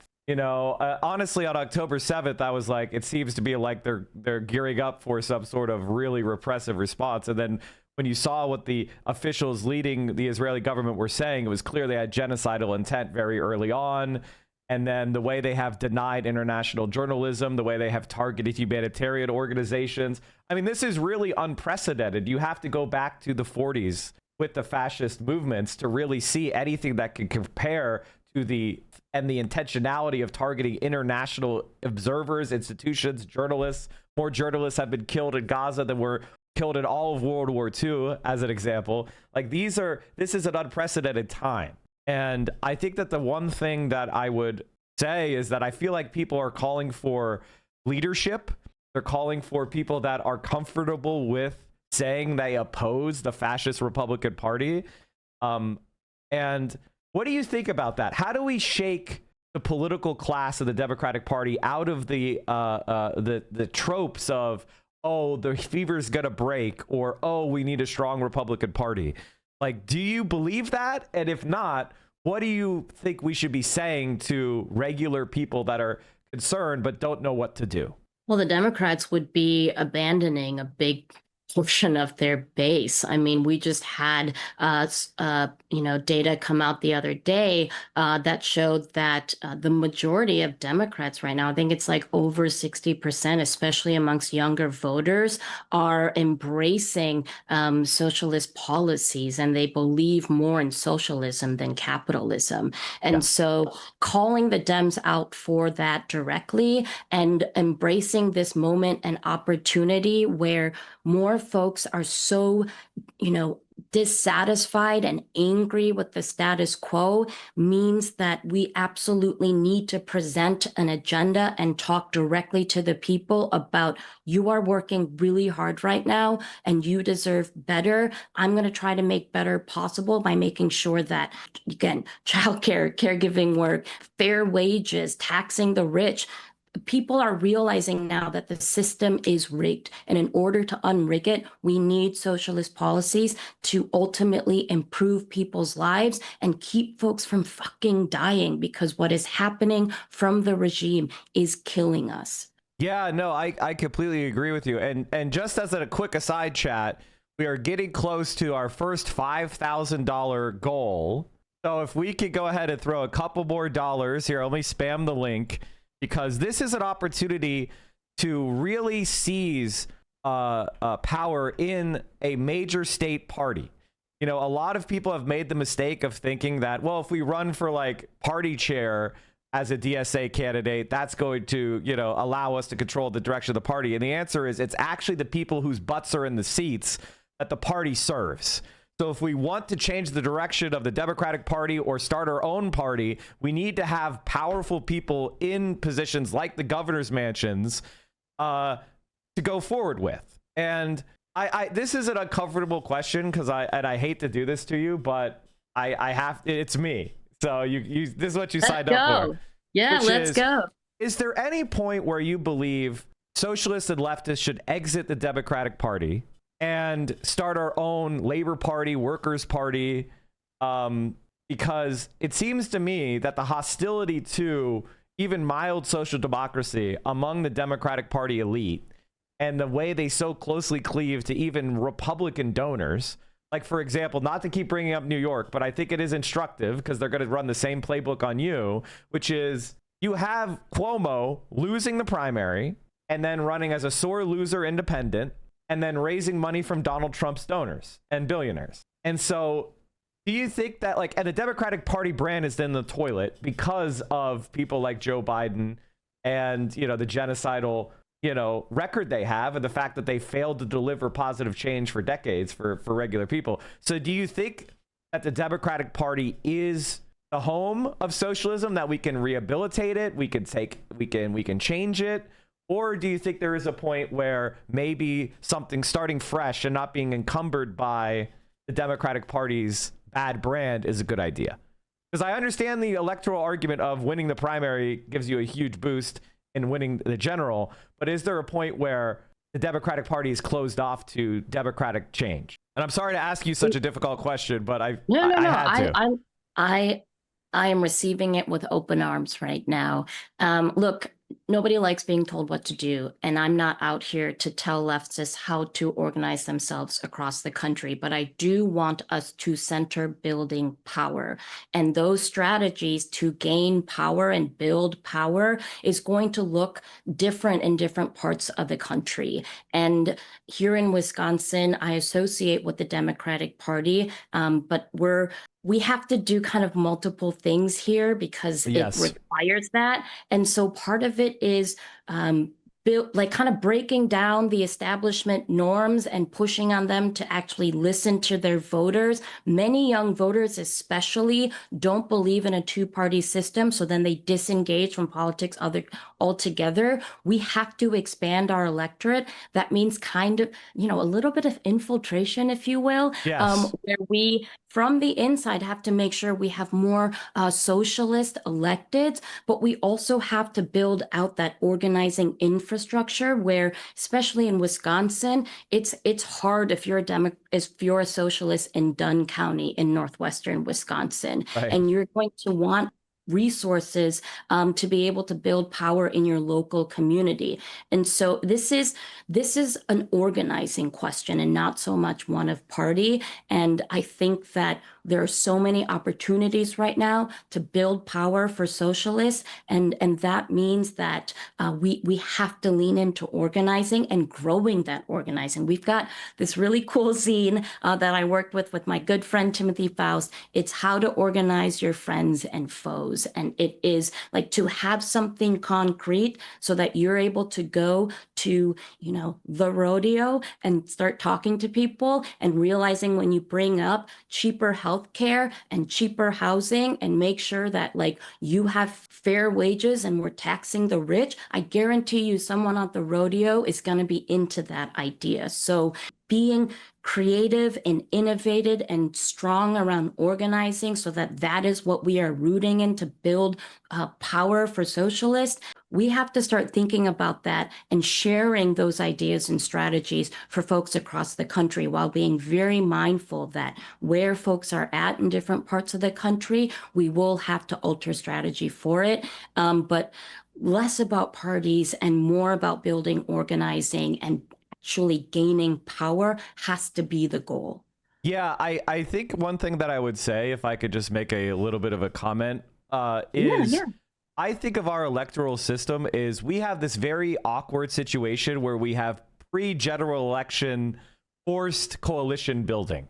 So basically, in a parliamentary system, we could have 8 different parties, and then we win in our various seats, and then we join with the parties that are closest position to us, and we come together in a coalition, and we make a deal, and I get appointed to, you know, Department of Defense, and you get appointed to, you know, something like that. And we do that. But in the we're forced to do that because of the Electoral College. There's so many incentives in forcing these coalitions. And why, if we have candidates in the Democratic Party primary, winning that is almost winning the ball game because they're forced to accept us into positions of power. And the more people we have in positions of power, the more we can demand. And so in places where we could run third party, I want to do it. And if there ever becomes a rupture point, I want us to have as many people elected already as possible. So what I see is if to win the general election, if your best option is to run as a Democrat now, then do it. And then, you know, seize those positions of power, take over the Democratic Party in Wisconsin and remake it in our image if we can. And I believe that you have a real opportunity to do that, which is why I'm so excited to support you.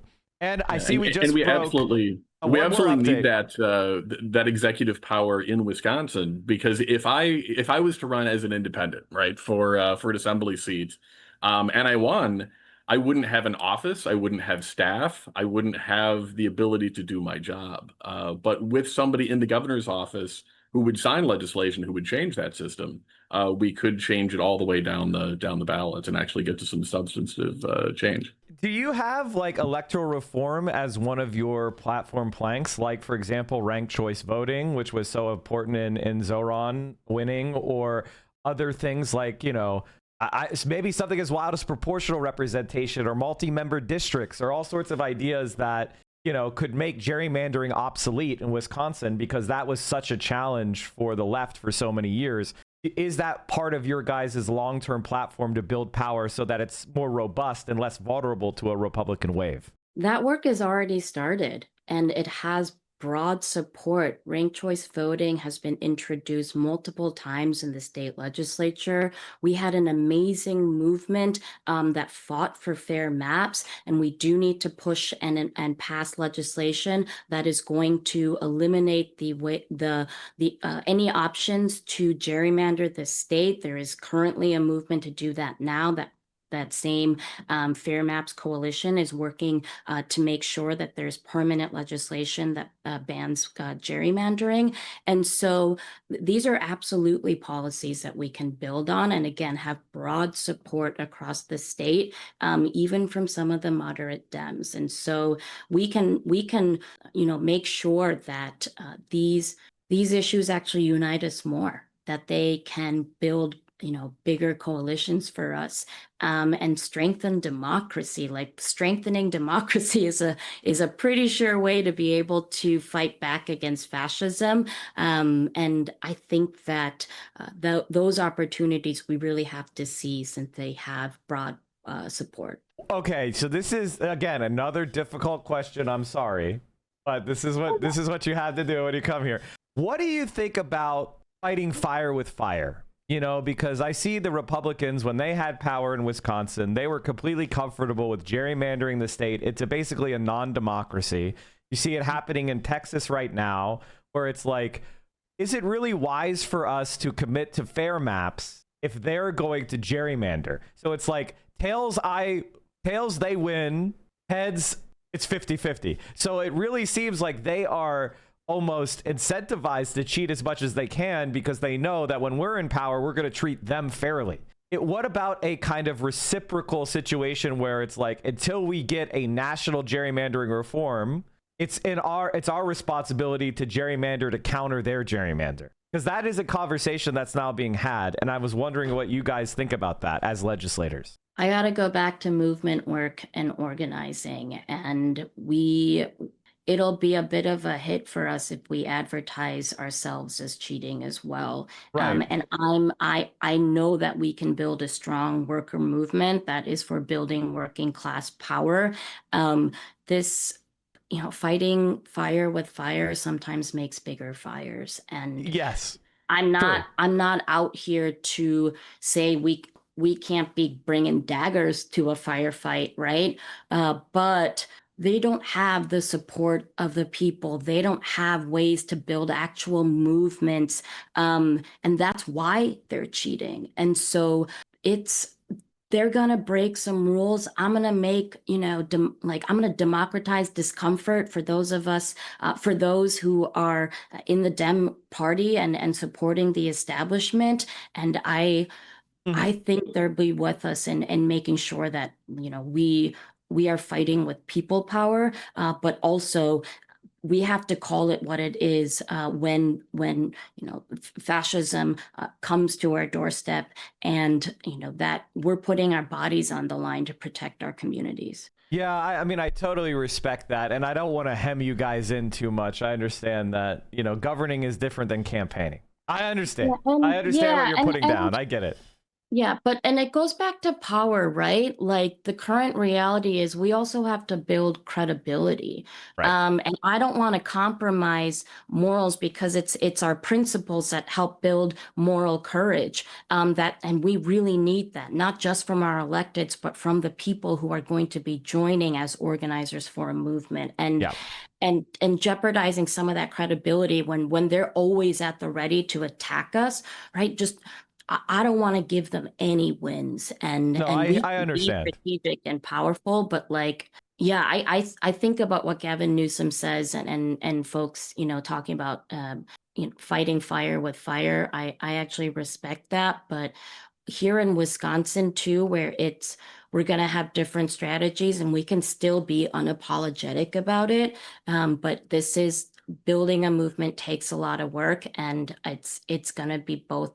And we're going to have some really big victories, and sometimes things that set us back may be, because it sucks to have to do like more branding shit. But you see how much the Dem brand just being tarnished and what's happening to them, right? Like, I want the socialist brand to be something that people are loud and proud about, and can, have it be in a movement rooted in joy and care. And maybe that sounds kind of romantic right now, but like, being able to care for yourself and have joy and have fun in the movement is also a way to build resistance, and it is a way to resist. I often, again, maybe this is just something I like to push new ideas rather than just encounter what other people are saying. And I think that things like increasing democratization by, say, lowering the voting age to 16 in Wisconsin for Wisconsin state offices, like being creative in the way we do it in a way that is fair, but by increasing democratization, maybe we could even argue in favor of, like permanent residents having the right to vote. And things like that, just things that increase democracy rather than having tried to do the same playbook as the Republicans are doing, right? Like, they're always going to be better at cheating and taking corporate money. So the moment that we start accepting that, I don't know if you saw, there was recently a scandal where there are a lot of Democratic Party, what I would call shills online, were being paid secretly in dark money to promote kind of a Democratic Party line. The creators that were rewarded were people who never spoke up on Palestine, who never challenged the Democratic Party. And so what do you guys think about the influence of dark money in our politics? And do you think there should be more regulation on dark money funding things like online content? Should there be disclosure laws and things like that? Yes, and I'm going to go back to what you said about lowering the voting age to 16. There is legislation at the ready for it. We also have to pass bills on automatic voter registration from when you turn 18. We have to fucking end prison gerrymandering because that's still a thing in Wisconsin. So absolutely, there are ways to strengthen and democratize how we govern and how people are able to actually make sure their voices are heard. Big money in politics is going to be an uphill battle, but more and more people are recognizing how corporate PACs and corrupt politicians taking money who are going to control how they govern and what policies they stand for and what they're actually fighting for. And so that democratization process is absolutely going to help us fight back on that. And transparency right now, sometimes the shaming, and I think that when we are forcing transparency, when we are forcing accountability on these elected officials who don't think they're corrupt just because they're taking this money, but that is corruption, and I'm going to call it for what it is, and I think the rest of us have to too. Yeah, if I had one question, another thing how is the campaign finance system work in Wisconsin? Is there, like, for state level races, is there like a maximum donation?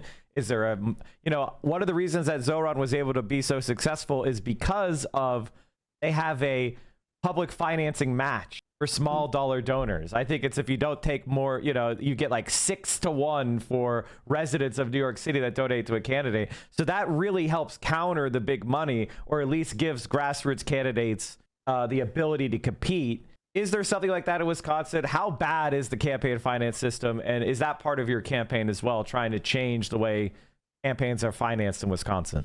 We're so stoked in the first 12, 15 hours of our campaign. We raised almost $40,000 from 1,000 different donors. So the average donation was less than $50. Well, we just raised another 11K so far. What? So. Yeah.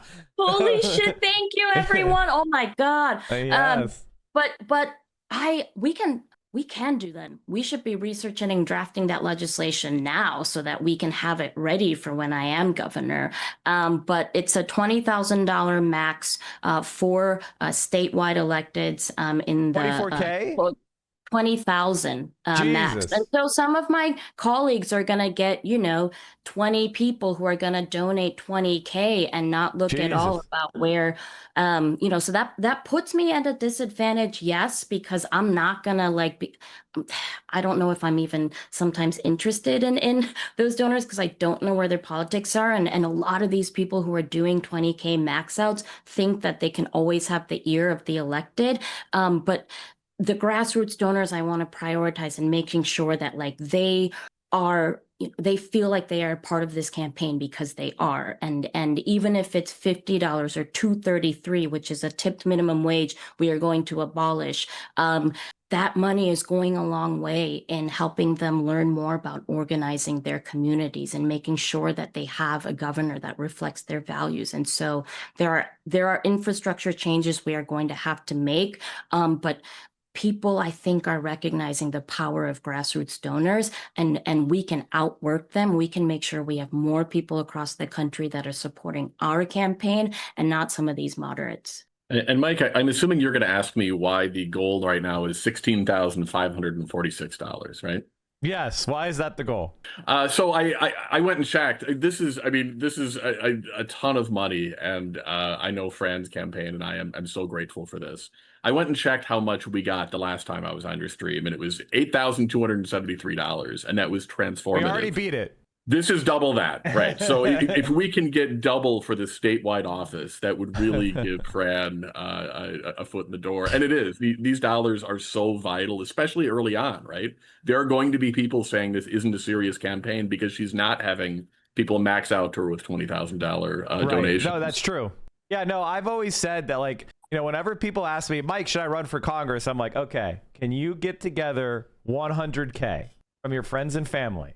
And if you can do that, then I'm with you. Because, and I don't say that to gatekeep working class people. I'm just saying that the reality of campaigns is they're going to spend millions.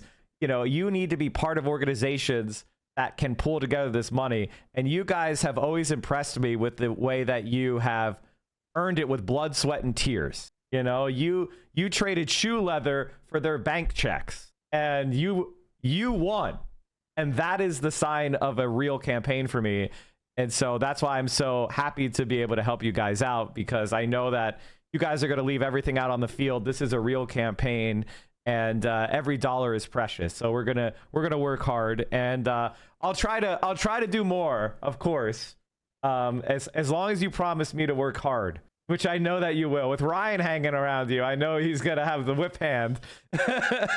Well, this is why I love my socialist caucus so much, because I need to be held accountable. There are going to be times where I'm going to be like, where is our political capital? How do we make sure that we build it so that we can burn it? But there needs to be moral ways for us to do that. And it's my colleagues in the socialist caucus that are helping me do that. And we're going to get everything thrown at us. They're going to drag me through the mud and run me over with buses. And I already have a feeling that I was on Qasem yesterday too. And this is, I've been loud and unapologetic about ensuring that people know about the genocide in Gaza, and that in order for us to be a people for liberation and freedom, that depends on Palestinian freedom. And so as they're now, enduring another phase of this horrific act, of this genocide where they're going to occupy Gaza City, it is more imperative now than ever. While I appreciate so much the support from my campaign, and my campaign team is probably going to hate me for saying this, I encourage everyone. There are local people in every community. Here in Madison, it's our Rafa. There is a Rafa community. Oh my gosh, I just talked to them the other day. Look at who in your community is raising funds, who have friends on the front lines in Gaza and the West Bank. How can you support them? It's going to be money. Sometimes it's using your platform. And so this campaign is so important, and we are going to raise what we need to, but I encourage folks to keep taking care of their communities, and some of the folks who are on the ground working to make sure that Gazans and Palestinians everywhere have the support that they need. I encourage you to seek them out and donate to their organizations, and remember that each of us needs to be fighting for Palestinian liberation if we are going to be free. Yeah, no, and thank you so much for being unequivocal on that. Let me bring it back to Wisconsin and importance of like a left-wing governance. Like one of the things that we're really big into here on the Central Committee stream is trains and public transit and transforming the way that we live, and making us parts of communities as the design, right? I think so much of what's gone wrong in our country is that we've all pulled into our own little bubbles, and we're not existing in spaces with other people. And so do you see like a major public transportation push to be part of what you think would be good investment for Wisconsin going forward?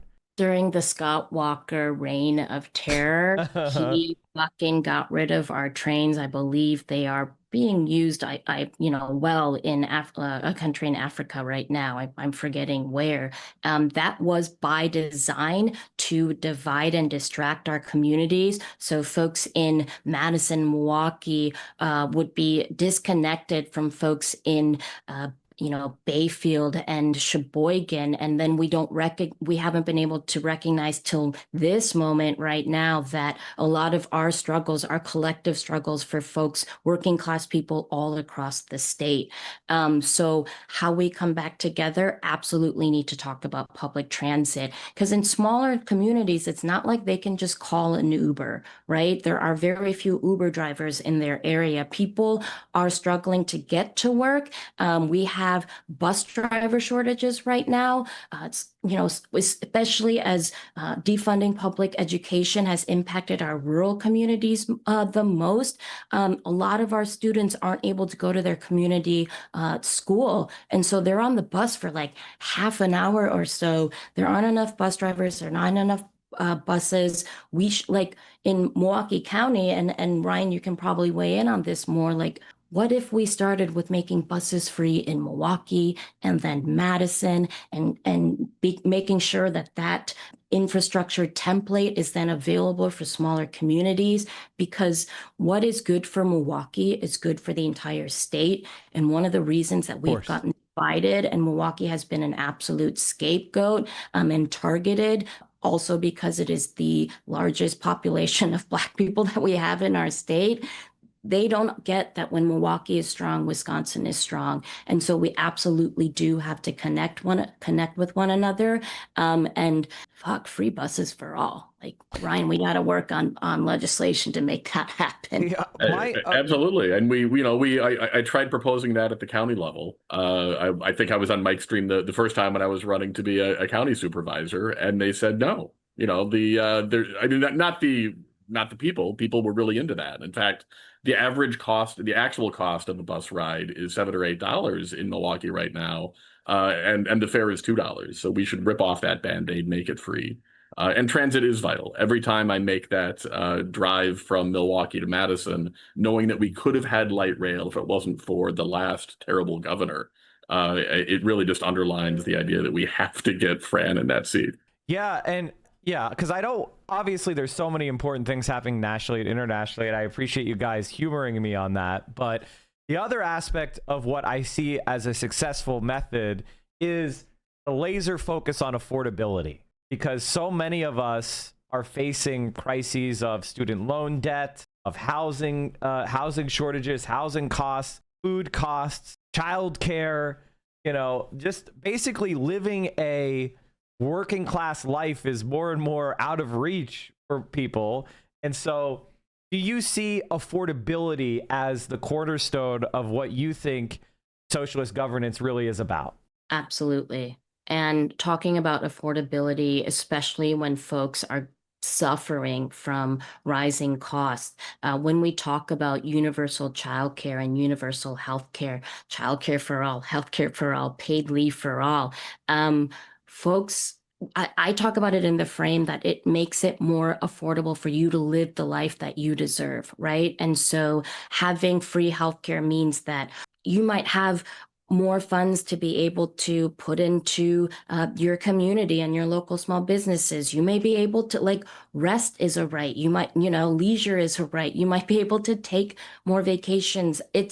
I think when a lot of folks on the right and Republicans and a lot of working class people even have been conditioned to believe that you have to work for all of this, and people have been working and the government is still not delivering, putting in the context of when these services are more affordable or free, that is giving you freedom to spend your dollars the way that you see fit. And student loan debt we can tackle from the state level, especially for folks who are going to work in public service or the public sector. That affordability piece, saying that we can have cheaper healthcare in Wisconsin, is the type of populist economic messaging that the Dems have struggled with for so long. They call it kitchen table issues, and they don't actually talk about what should be at the kitchen table. Right. And so affordability is a huge part of our campaign, but also recognizing that the messaging strategy around it has to acknowledge the pride of people who know that they work hard and want to provide for their families, and they want care for their neighbor too, and make sure their neighbor isn't suffering. These are things that we have to have real conversations about, which is, again, why organizing is so important, because we do need to figure out ways, and that's through a populist economy message, a socialist message on policy, but getting there is going to take being relatable, showing up in bars and bowling alleys and pro wrestling matches to have these conversations. But people want things to be cheaper, and they deserve that, and they should have that, and the government has a responsibility to make that happen. Thank you so much for that. There's one specific policy that I think just was passed in New Mexico for universal childcare. Is that something that you are excited about? And do you think that is something that might be attractive to people? Because I know childcare expenses have become, it's like a second mortgage. It's more expensive than college. I mean, like, this is insane. This is crazy. And we have schools and institutions in every community that we could be building up with even more. We could get children into an educational environment even earlier, which we know through science is the best way to improve their further, academic performance and their life outcomes. And so it's a win-win. Investing in young children is the best way to improve society. So is that something that you're excited in? And New Mexico is a lot poorer than Wisconsin. So if they can do it, can you do it? Absolutely. I'm so proud of the folks in New Mexico for doing that. We also have a good movement in Vermont. We have a study right now, showing us how we can make affordable, free childcare for working class families who make under 400% of the federal poverty line. And so that's $100,000 for a family of four. If we cap childcare between 8 to 10% of income, for more families, it's folks are going to save tens of thousands of dollars. And we also have to be very mindful of how the childcare infrastructure, because it hasn't been considered infrastructure, has been decimated, and providers have to be able to retain the people who care for our children, and they deserve fair wages and good working conditions.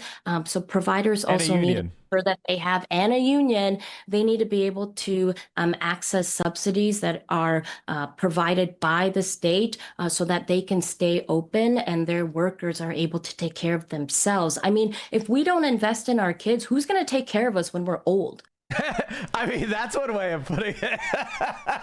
I'm just like, these folks are like, even Republicans who complain to me about how difficult it is to find care for their aging parents. Because also, by the way, privatization of nursing homes is slowly happening everywhere. And it is also where I'm finding, moderates and folks in, who may not be outspoken about other working class issues. They are organizing and showing up at their county board meetings and saying, fuck this, you are not having a private equity firm take over a nursing home and compromising the quality of care. And so this is, when we take care of our children, we're also investing in making sure that we are taking care of our elders. And so and again, care work is some of the most difficult work there is. It is emotionally laborious. It is mentally taxing, but folks do it because they know that everyone deserves to live a life of dignity. So true. And I want to say that, like, in Pennsylvania, this is one of the things that, we had a strong public nursing home system, 5-star nursing homes, SCI union nurses, we had a very strong coverage for our seniors. It was one of the prides of Pennsylvania. And in some counties, they've held on, but wherever, the kind of centrist Democrats like Josh Shapiro took power, they would privatize these, state assets, city, county assets, and it ended up being more expensive and the quality of care got worse. And so do you think that part? Yeah. Sorry. It's just means tested programs are more expensive and inefficient when we have universal school meals. One of the things that, educators talk about, administrators talk about, is that the administrative costs and all that paperwork of trying to figure out who qualifies. We have families right now who don't want to share their income information, where it's dangerous for them to have to fill something out where they have to provide more information. Right. But imagine if we move away from these, means tested programs and have universal programs, they are more efficient and cost less. Yeah, no, I think that is something that I really like about the new wave of socialists, is that it's not just about pie in the sky programs for everybody. It's actually, we save money. Medicare for All would save $500 billion a year at 60,000 lives. How could we afford not to do Medicare for All, right? How could we afford not to have childcare if it results in less? That's the thing that can reduce crime or antisocial behavior, It's when people are given compassion and throughout their lives, when they feel connected to their communities. So I don't know how much more time you guys had, because it is we're coming up on the hour. You let me know what you guys want to do. But we are currently at $14,877. So, chat, the goal was $16,546 to dunk on Ryan and say how much better Fran was at raising money than Ryan was. So, whatever a white man gets put in his place, chat, that's a win. No, I'm kidding. Of course. Oh, funny thing, I had to try to recruit Ryan to be in my campaign video because I didn't have enough white men. So I was like scrambling towards the end. I think Don't some worry, of my I'll campaign. help you with that. I'll help you with that. I got all the white men. Okay, if you want a white man who's 30 years old, the Central Committee stream is the place for you. Which is good. I just want to point. This is actually a good thing. Zoran won young white men in New York, like in the primary, but that's a good sign. He's not doing that by compromising on feminism or on reproductive rights, which I know is a very important issue for you as well, because there's so much to talk about. So I want to highlight that you care deeply about trans people. You care deeply about the immigrant communities. You care deeply about reproductive rights. And I want to give you the opportunity to speak on those issues as well, if you would. If you're interested, please do. Yeah, too many electeds, go out and say, I want to be a voice for the people. But the responsibility of an elected official when you're growing your platform is to give that platform to people to be able to share their stories. And that actually helps connect to other people in their communities, recognizing that they are struggling. As one of the things that I love most about Ryan and his fight for trans rights, and to ensure that we are preserving the humanity of trans people. They just want to live their lives, and he does an amazing job of making sure that trans folks have spaces where they get to share their power, their stories, and they get to take up space. And so fighting for trans rights is a lot about ensuring that trans people get to, if it's a safe situation for them, share that this is about dignity and shared humanity, and folks just want to be able to take care of their families.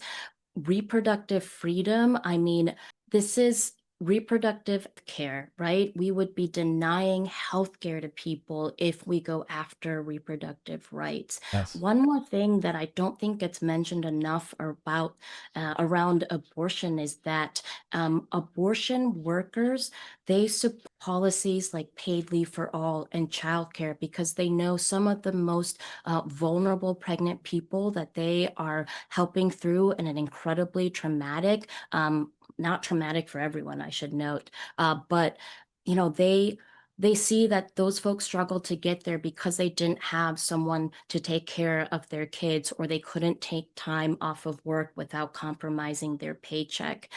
So abortion freedom and reproductive rights, it is a paid leave, childcare, and guaranteed, working wages issue. And then our amazing immigrant, migrant, doesn't matter what your status is, they are neighbors who contribute so much to our community. Between food, culture, and the way that they are so generous in sharing the way that, how they view the world and where they're coming from, I want platforms like mine to be a place where we uplift and celebrate with them. It shouldn't just be about stories of struggle and talking about how these are folks who are just vulnerable. No, these are folks who have, deserve to share how vibrant, dynamic, and how talented they are. It would be so cool if we had food trucks of all different ethnic foods, travel across the country and make stops, and folks get to celebrate. Imagine if we only had meat and potatoes, right? I'm not going to knock cheese, but I really love being able to go to my local Tibetan restaurant, talk to Namgyal, who also just opened this amazing grocery store. Now we finally have an Asian grocery store in our North Side neighborhoods. But elected officials have a responsibility to share stories so that we're not just having the narrative be about only struggle. These folks help us have more joyous. Oh yeah, definitely. Yeah. So, well, thank you guys so much. Did you want to stay on for a closing statement, or do you have a place to be? Oh, I want to stay on. Okay, we can stay on. I'm raising money, chat, so they want to stay on. I also really, I'm here for more questions, more hard questions for you. Like, I'm actually very much like, everything is fair game, I think. My campaign team's probably not going to be thrilled I just said that. But I want to talk to anyone and everyone. No, I get it. I'm really excited for you guys, and I feel like you have a real shot here because I think people are hungry for change. I think there was a long time where people understandably said, hey, we need to stop Trump. So if that means that we have to think small, believe small, just to, survive the storm, then we're going to do that. But I think that strategy has been so proven thoroughly wrong that people are kind of coming out and saying, you know what? Why don't we dream big and fight for something big and believe in something again? And, all the people saying that being small is going to win, that didn't work. And so I think this is our moment if we can get leaders who are actually willing to take on the tough fights and honestly fight against the donor class. And in every state, it's the same. I know Pennsylvania and Wisconsin are both swing states. I know that your politics is, the same things that are being said about Milwaukee are being said about Philadelphia and Pittsburgh. The same things that are being done to, cause fear of immigrants are being done there. The same attacks on public transit. Right now, we're in a huge fight in Pennsylvania. Governor, supposed Democrat Josh Shapiro is sitting there while SEPTA, which is Philadelphia's, southeastern Pennsylvania's, transit authority, is being defunded by the Republicans. We are fighting tooth and nail with the same fights as you guys are. It's a national fight.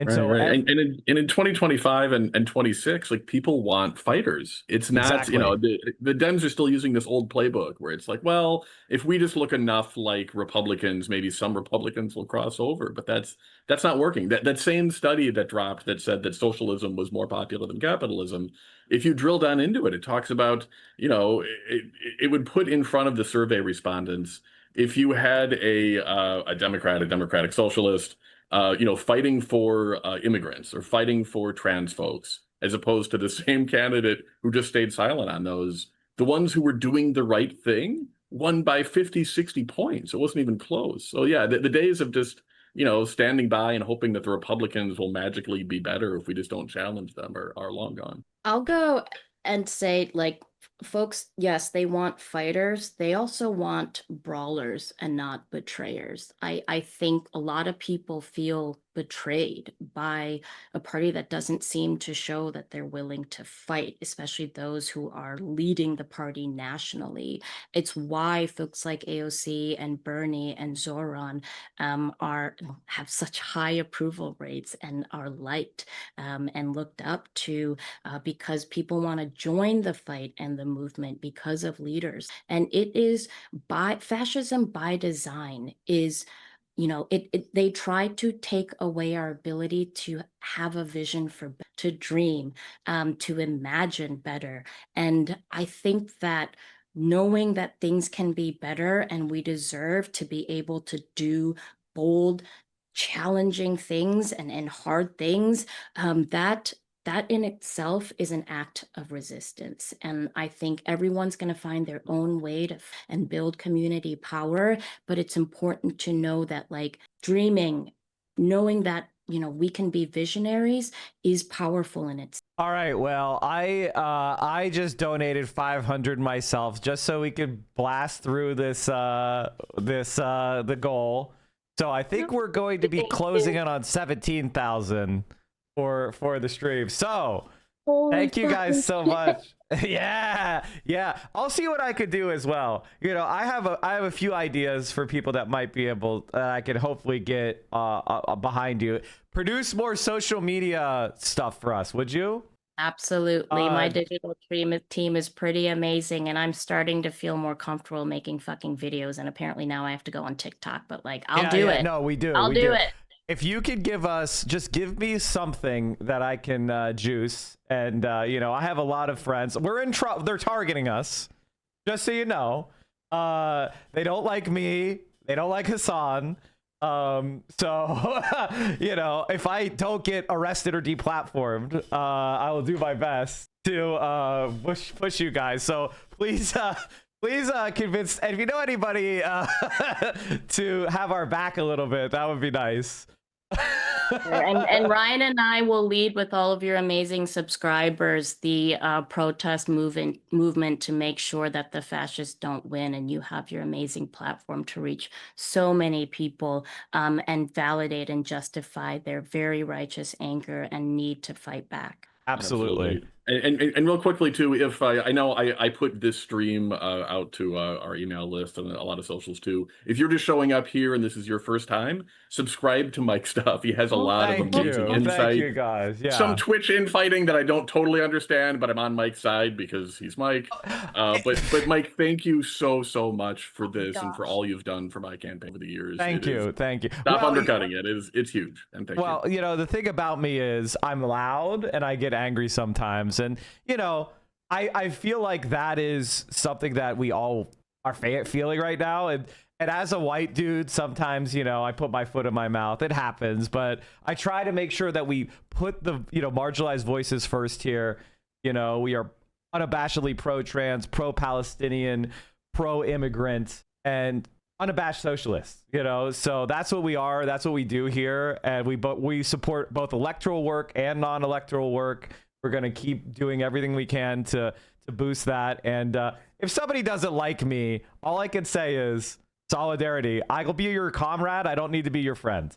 You know what I mean? Like, it's okay. You don't have to love me as long as we're pulling in the same direction, right? Like, we're on the same oar. Let's just row together. And so, yeah, thank you guys so much. And then we'll lift all boats. Exactly. Yeah. Let's row together and lift all boats. We're going to row up the waterfall. Okay. You know what I mean? Like, that's what we're doing here. So thank you guys so much. Is there anything else that you wanted to, I want to maybe give you guys 5-10 minutes of your elevator pitch about what this race means and how you're going to win it. What issues you're passionate about? We have to meet this moment a movement. And I fucking love this state. This is where I'm raising my family as a single mom. My parents are Korean immigrants. They've lived in Wisconsin longer than anywhere else in the world. It is where I have failed. I had to close my restaurant of 7 years, but I still work in the service industry. So I have this beautiful community of dishwashers and bartenders and servers and line cooks that still let me work for them. And I think that as a community organizer, I am able to meet this moment to make sure that our movement is powered by working class people who deserve better, but also they deserve the economic security and prosperity that is sustainable, that can continue in their community and make them stronger. And we're going to be able to do that when we have universal childcare, guaranteed paid leave, fully funded public schools, making sure small businesses can access cheaper healthcare to afford cheaper healthcare for their workers, and moving towards free healthcare. And then the care workers, right? I have to keep uplifting how the folks who are doing this care work, home health care workers, long-term care workers, nurses, mental health workers have fair wages and good working conditions, and the state can absolutely do more to support them. If we're going to be fighting for freedom here in Wisconsin, we also have to be mindful of liberation movements across the world, acknowledging that the disability justice movement, the civil rights movements, folks have been able to build more to do better for working class people. And a quick shout out to the creatives, right? It's artists, it's poets, it's actors, it's musicians who have gotten us to overcome such some of the biggest crises have happened in history. Listen to artists, support them. They also need to make sure that they're able to make a living. But I'm just grateful to you, Mike, and all your subscribers for tuning in today, for supporting this campaign. We're going to stay fighting. We're going to stay fighting until wherever the end is. Thank you, Fran. Okay, I have one more question for Ryan. If somebody is in the greater Wisconsin area, how can they get involved that doesn't involve money? Where, give us the calls to action for people that have time. Yeah, so thank you. The first thing you would do would be go to francescahong.com/volunteer, and you can join the many, many passionate folks who are really going to make this campaign a success. And then I was going to ask you, Mike, when are you going to come visit? Like, you're already clearly part of my campaign and Fran's campaign. Yeah. Come get on the ground with us. Yeah, definitely. I mean, it's just, totally. I will. Don't put me on the spot to give you a date right today, but I will. 100,000%. We'll do something. We can come hang out. Maybe if you have some get together, an organizing event, I can come hang out, and I would love to. I'd love that would to go be huge. to I've never actually seen you in person, so we can do like a brewery tour. We'll have some cheese, do some Wisconsin things. It'll be great. Yes, I can't I'll make wait. sure that we've got really good food, and I'll actually cook myself and bring some of my other chef friends to make some of your favorites as well. I would love to see you just as a suggestion, do some sort of like cooking. Like, this is a meme in TikTok where you like cook, but then you start talking about other shit over it. That might be something fun to do. They thank stole you guys. that from me, Mike. I'm just gonna say They stole that from you? Yeah, we have Share the Table series, especially during COVID. I would bring folks into that campaign, and we would cook, whatever. Sometimes I would share my own recipes, and we would be trying those. But it was cooking with Hong, and I even got folks from Congress to be able to, do hand-pulled noodles with me. And so we love cooking, and we love cooking up policies. All right. Well, I am throwing your website in the chat right now, and let's see where we got. Right now, the fundraising is at $70,414.01. We kicked your ass, Ryan. I'm so grateful to have my ass kicked in that way. That is huge. That's going to go so far. All right. Well, shout out to the 1 cent too. That's awesome. Down to 1 cent. Yes. Awesome. Somebody was just trying to, be special. W1 cent. All right. Thank you, everybody. Thank you guys so much for coming on. We'll have you on again. And I promise to come to Wisconsin. Definitely. All right, guys. Thank you so much. Solidarity. Thanks, Solidarity Mike. forever, Appreciate my y'all. friends. Never know. Okay, that's where the button is. I never know where the button is, chat. All righty, folks, ladies and gentlemen. Thank you so much for having me on. Huge W. And let me close all these Francesca links because I'm logged into Act Blue because I donated. Awesome stuff. Hope you guys enjoyed it. Listen, sorry I got emotional to start, but we are in the fight for our lives. It's socialism or it's barbarism. It's just that simple. And you are living in a moment of transition. What was somebody said? Awesome people, I didn't like the gerrymandering thing. You guys didn't understand what they were putting down. Basically, what we were talking about is you're not going to run a moral campaign talking about how you're going to rig the fucking system, right? Like, nobody runs on that. But when we talked about things like lowering the voting age, giving the vote to people that are permanent residents, these are ways of increasing democracy to help in a legitimate way build the power of the left. Right? Multi-member districts, all sorts of things that we were talking about. Small dollar money matches, ranked choice voting. These are all things that help the left more, but you run on something that is democratic and above board. So, and I don't want to put her in a position of saying, yes, I'm going to gerrymander Wisconsin even better. That's not going to be that's going to be something that'll be bounced on their heads. But I wanted to ask her honestly what she thought and see how she could react to that. Because it's a question they're going to get. Did you cover the administration going after Twitch and leftists on the platform like Hassan? Like Hassan? You mean like me? You don't think they're coming after me too? when people talk to me like, Mike, what do you think about what they're going to do to leftists on Twitch? It's like, bitch, I'm number 2. You mean me? You mean me? I'm top 0.0001% on Twitch. Like Hassad is top 10, you know, but like we just raised $20,000 for a socialist candidate. Like, do you know how much they hate that shit? So we need to elect her so that I have a state so I could flee to. Who wants to move to Milwaukee with me, chat? Can we shit on Scott Walker for a second? Yes. Also, I have to pee. U.S., more specifically Wisconsin. In the early 2010s, there was an $800 million federal grant available to Wisconsin to build a high-speed rail system that would look something like this. But it was meant to connect Chicago, Milwaukee, Madison, and Minneapolis. And this hypothetical shows future connections up to Green Bay, Minocqua, and Ashland. These would go at up to 200 miles an hour.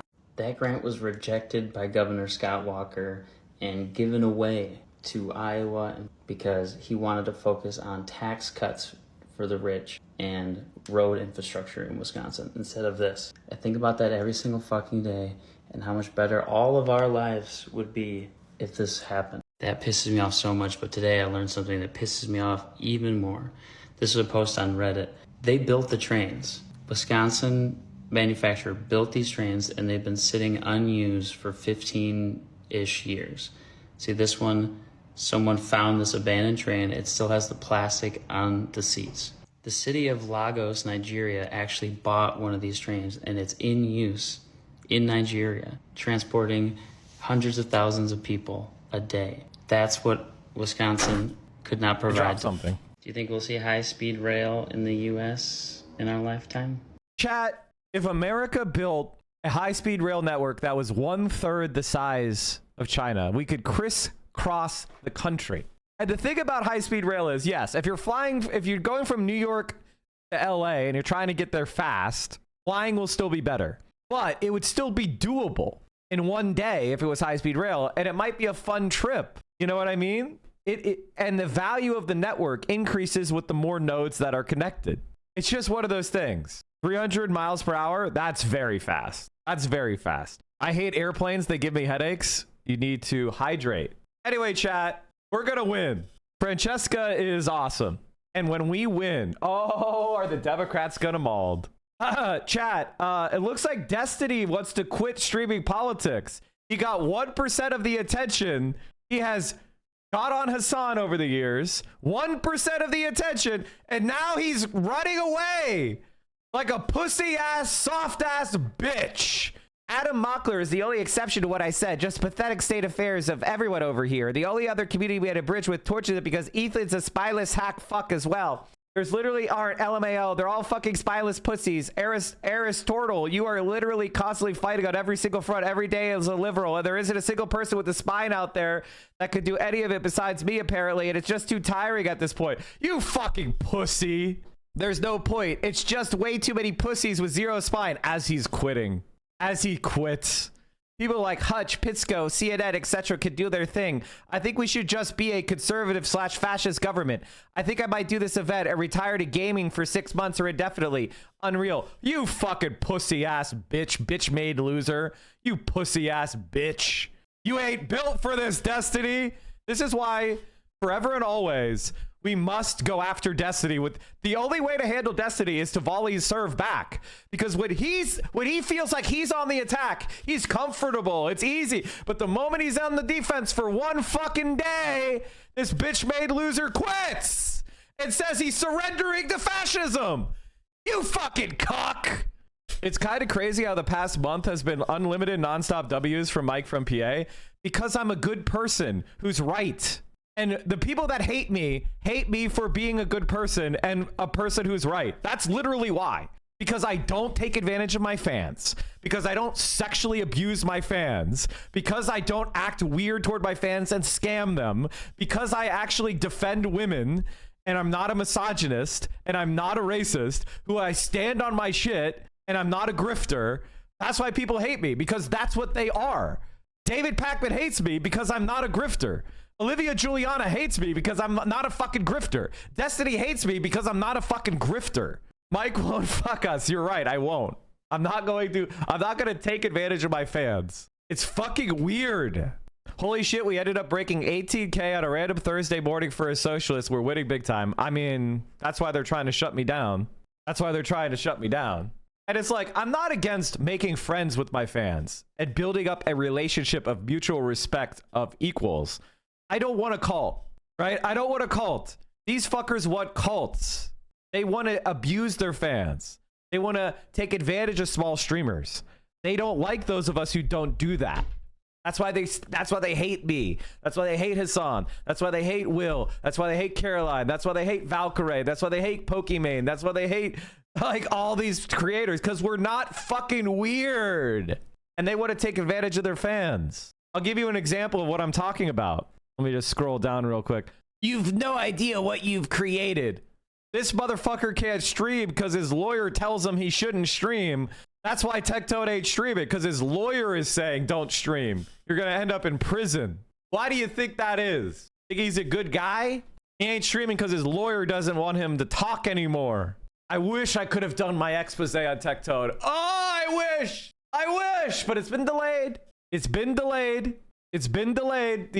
But when November rolls around, Tectone, it's only a matter of time, my friend.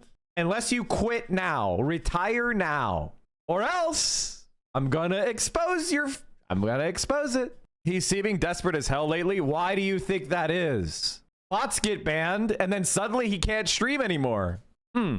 Tell us. I can't. I've already said too much. I'm not going to endanger. Let's just say this motherfucker. All my friends who are leftists in the UK have lost all hope. What's your take on this? Liberalism.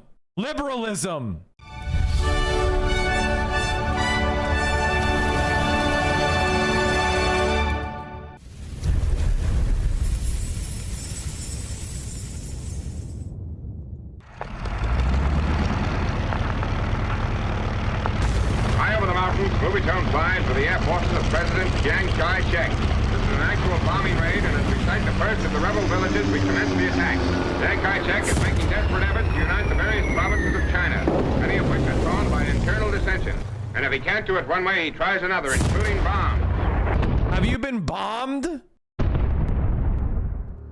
To keep revolutionary forces intact for the war against the Japanese in the north, in October 1934, the Central Red Army, the 25th Army Group, the 4th Front Army, and the 2nd and 6th Army Groups began a series of maneuvers that would eventually become the Long March.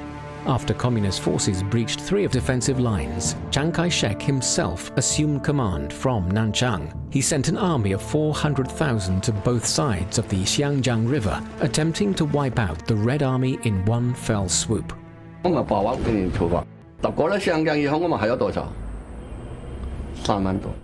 January 1935, events took another historic turn in Zunyi, Guizhou province, when the CPC Central Committee held an enlarged meeting of the Politburo.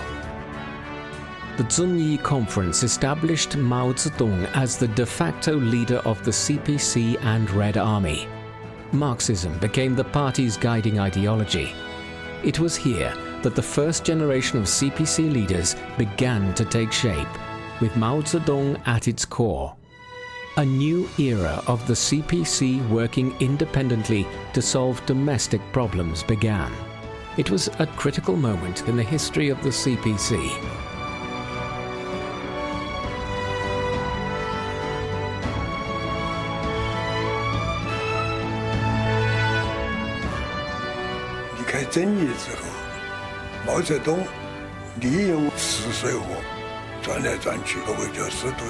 Before crossing the Shixi River.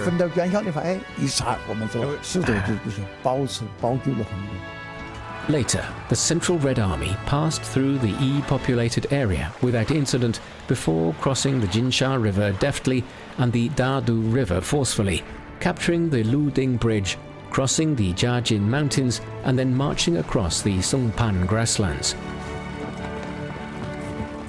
In October 1936, the 2nd and 4th Front Armies arrived at Huining and Yangtaibu in Gansu, where they joined forces with the First Front Army.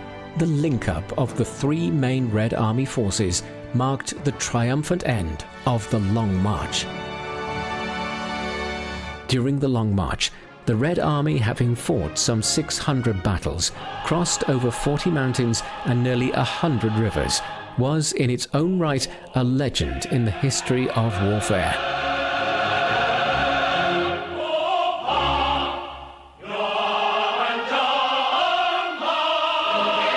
You're allowed to give up after you fight 600 battles, okay? You're allowed to go, oh, I'm a doomer now, after you fight 600 battles. All right? Deal? Once you walked 1,000 miles and you fight 600 battles, then you're allowed to go, I feel like a doomer now.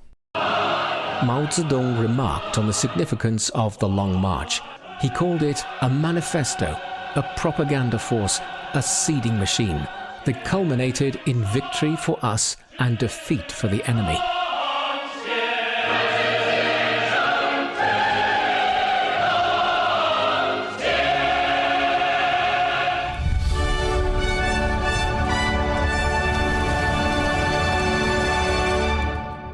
I only bring up these historical examples not to say that if you fought 600 battles and survive and win, why would you give up? Well, no shit. That's the point. What you guys are realizing is this shit isn't going to be handed to us. And it never was. That's what I've been trying to explain. Doomerism is just liberalism. It is you saying to yourself, well, I guess I'll just keep being a lazy piece of shit. You're allowed to be a doomer to me if you have been a DSA organizer for 5 fucking years at showing up nonstop and you need to have a vacation, then you can get a vacation.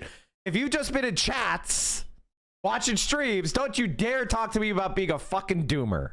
If I walked to Wisconsin, then I would have the right to give up. So Donald Trump is declaring Antifa a terrorist. Whatever the fuck that means. United Against Racism and Fascism, NYC. Wow, I can't believe these guys. Oh man, I can't believe these guys are such terrorists.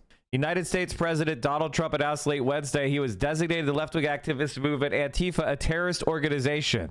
I am pleased to inform our many USA patriots that I have designated Antifa a sick, dangerous, radical left disaster as a major terrorist organization. I will also be strongly recommending that those funding Antifa be thoroughly investigated in accordance with the highest legal standards and practices. Antifa, which is short for anti-fascist, is not a group. It is a loosely organized, decentralized, left-wing collective of organizations and activists in the U.S. that opposes right-wing and fascist ideologies. Antifa is a kind of politics, not a specific group, U.S.-based historian Mark Bray, author of Antifa, the Anti-Fascist Handbook, told Al Jazeera. In the same way, there are feminist groups, but feminism is not itself a group. Any group that calls itself Antifa and promotes the basic principles of militant anti-fascism is an Antifa group. There is no general headquarters or leader to get official recognition from. Fascism is a far-right, authoritarian ideology marked by dictatorial rule, intense nationalism, suppression of dissent, and strict control over society. Hey guys, does that sound like anyone? It rejects democracy, and historical examples include Benito Mussolini's Italy and Nazi Germany of the 30s. I mean, has there even been a major Antifa riot recently? Like, can't remember the last one. What does a fascist mean? By the way, he has been promoting Nick Fuentes on his stream, by the way. It means you are a far right authorization ultra-analytic, oh my God, ultra-analyst, political ideology movement characterized by dictator leadership, centralized autocracy, militarism, forcible suppression of opposition. So I don't know what that means, bro. I swear to God. I don't know what the fuck a fascism is. I don't know what the fuck that is. Benito Mussolini and Giviante Gentile and Jason Stanley. Like, who the fuck are these people, bro? Never heard of my fucking life. What is an example of a fascist? Yo! And he's been promoting Nick Fuentes on his stream now.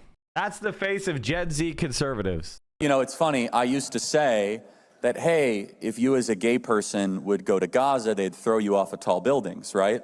Now they don't have any tall buildings left, so I don't. Is that too soon? I'm sorry. Maybe you shouldn't kill Jews, stupid Muslims. I want to return to Charlie Kirk for a second, because there are a lot of people out there who just keep saying, like, Charlie Kirk is a great dude. He had great takes or whatever. Here, let's take a look at one of those takes. And the reason why I'm bringing this up is because I keep hearing from dumb on my TikTok For You page about how, oh, you think Charlie Kirk's opinion on the gays was bad? Well, why don't you ask a Palestinian? And it's like, dude. The bull, you get the horns. Is that too soon? I'm sorry. Maybe you shouldn't kill Jews, stupid Muslims.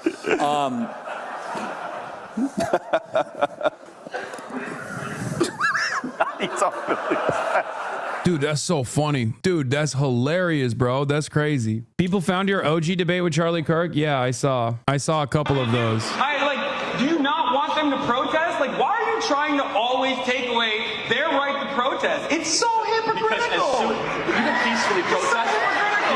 How is that hypocritical? Colin Kaepernick peacefully protested, took a knee. How is he doing that? You can't do that. Then if they protest on the streets, it's not acceptable. If they protest peacefully, it's not acceptable. It seems like you just don't want them to protest, because I didn't hear you yelling at Tea Party people when they were burning Obama.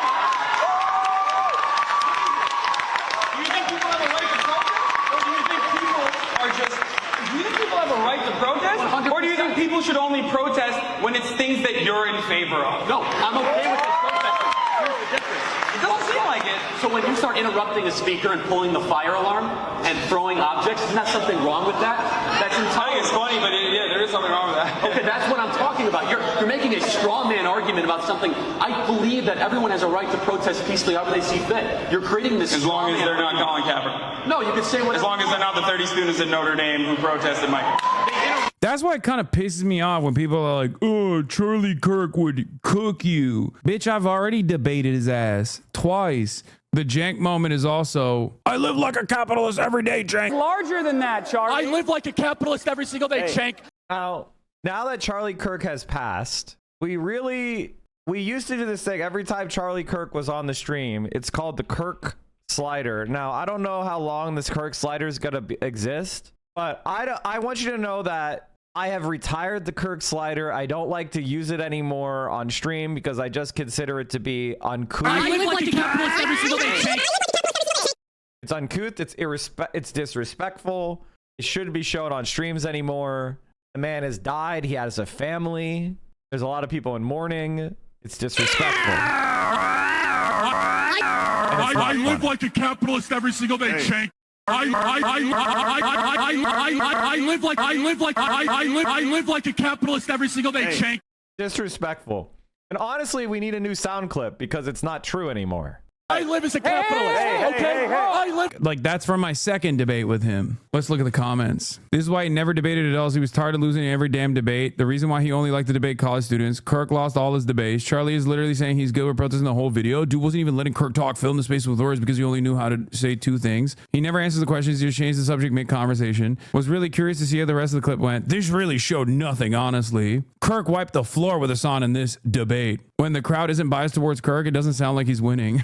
By the way, back then, he was infinitely more moderate, just so you understand. He was still incredibly right-wing, but in comparison to who he became, in comparison to what his advocacy looked like by the end of his career, I promise you, he was the type of guy who would be like, I don't like Black Lives Matter. He told me in private correspondence, one of the last conversations that we had in private, because I look back at it, was when he told me that while he was not pro-BLM, the comparison between Black Lives Matter and KKK was completely inappropriate. That's what he was pushing for back then. He straight up was saying, like, people that actually compare the KKK to Black Lives Matter are f***ed up because the KKK is an evil institution. Do you understand? Think about how much his opinion, or at least his output, changed. His output shifted. Yeah, he used to be a Milton Friedman ANCAP truther. That's all he did. How likely was it that he was grifting? Of course he was grifting, man. That's it. I don't think you guys understand. Of course he was grifting. What are you talking about? He is a regime propagandist. He was a regime propagandist. Do you understand? Y'all hated Charlie Kirk so much. Congrats. Now look at who you've awakened. Chat, we're $1,500 away from 20,000. Our original goal was 5,000, and then it was raised to 60,000, whatever. We could do 20K. They owe me all the... By the way, Mango, I deserve all the merch. Better give me all the merch. I better get a fucking... No, I'm just kidding. I'm kidding. Okay. But can I please have some merch? I think these people are such hot dog fingered losers, bro. Oh my God. These people are basically potato. Like, oh no, what will we do? We have awakened the pedophile Nazi Milo Yiannopoulos. Oh no. They're just so stupid. Like, what do you mean? Oh God, I can't believe it. Another pedophile neo-Nazi? What are we gonna do? Why did he retire? Do you recall? He was forced to retire. Not because he was a neo-Nazi, but because he was a pedophile. It's so dumb. It's okay, he's Christian now. No, I know. Oh, also, the other one is Sam Hyde. That's the other thing that they keep talking about. They're like, oh, you made Sam Hyde cry. Which, by the way, that's my favorite. Who are like, I can't believe these guys want to do political violence. The left is so violent. Okay, motherfucker. Sam Hyde is literally, again, another pedophile neo-Nazi. His claim to fame for the last, 3 years is literally talking about how he's going to murder me, which is, not going to happen most likely, okay? Let's be real. You'd have to go up a couple stairs and most likely pass away in the process. But, I don't understand why these people, volunteer this information. You know what I mean? Why the do they volunteer this information where they're just like, this is the guy. This is our champion. This is our champion. Another pedophile neo-Nazi. Charlie Kirk redeemed. A political class finds his lost cause by Ta-Nehisi Coates. Before he was killed last week, Charlie Kirk left a helpful compendium of words, ones that would greatly aid those who sought to understand his legacy and import. It is somewhat difficult to match these words with the manner in which Kirk is presently being memorialized in mainstream discourse. New York Times columnist Ezra Klein dubbed Kirk one of the era's most effective practitioners of persuasion and a man who was practicing politics in exactly the right way. California Governor Gavin Newsom hailed Kirk's passion and commitment to debate, advising us to continue Kirk's work by engaging with each other across ideology through spirited discourse. Atlantic writer Sally Jenkins saluted Kirk, claiming he argued with civility and asserting his death was a significant loss for those who believed engagement can help disagreements. Why the do these people think SJW-owned compilations are actually a medium to legitimately arrive at the truth through spirited discourse among interlocutors? Okay, that is not the case. Bro, I saw the How are you so easily duped? Or do you have worms for brains? What the God, I hate aesthetics perverts. Like the civility fetishists are unbearable, dude. Liberals are so stupid sometimes. The mentions of debate and engagement are references to Kirk's campus tours, during which he visited various colleges to take on whoever come may. That this aspect of Kirk's work would be so attractive to the writers and politicians is understandable. There's, after all, a pervasive worry among the political class that college students, ensconced in their own bubbles, could use a bit of shock therapy from a man unconcerned with preferred pronouns, trigger warnings, and the humanity of Palestinians. Ta-Nehisi Coates is a great writer, but it also shows how the political class's obsession with universities binds it to everything else. Oh my God, what a great take. I know. That's why campus frenzy goes so nutty mode in mainstream discourse, because all of these went to the same Ivy League institutions. So that's all they worry about. Unbearable. How much of the first 6 to 10 months of Israel's genocide was spent on talking about college campus activism? Oh my Lord. But it also shows that the political class's obsession with the universities blinds it to everything else, and the everything else of Kirk's politics amounted to little more than a loathing of those whose mere existence provoked this ire. It is not just, for instance, that Kirk held disagreeable views, that he was pro-life, that he believed in public executions, or that he rejected the separation of church and state. It's that Kirk reveled in open bigotry. Indeed, claims of Kirk's civility are tough to square with his penchant for demeaning members of the LGBTQ community as freaks and referring to trans people with the slur, the T word. Faced with the prospect of Kamala Harris' presidency, Kirk told his audience that the threat had to be averted because Harris wanted to kidnap your child via the trans agenda.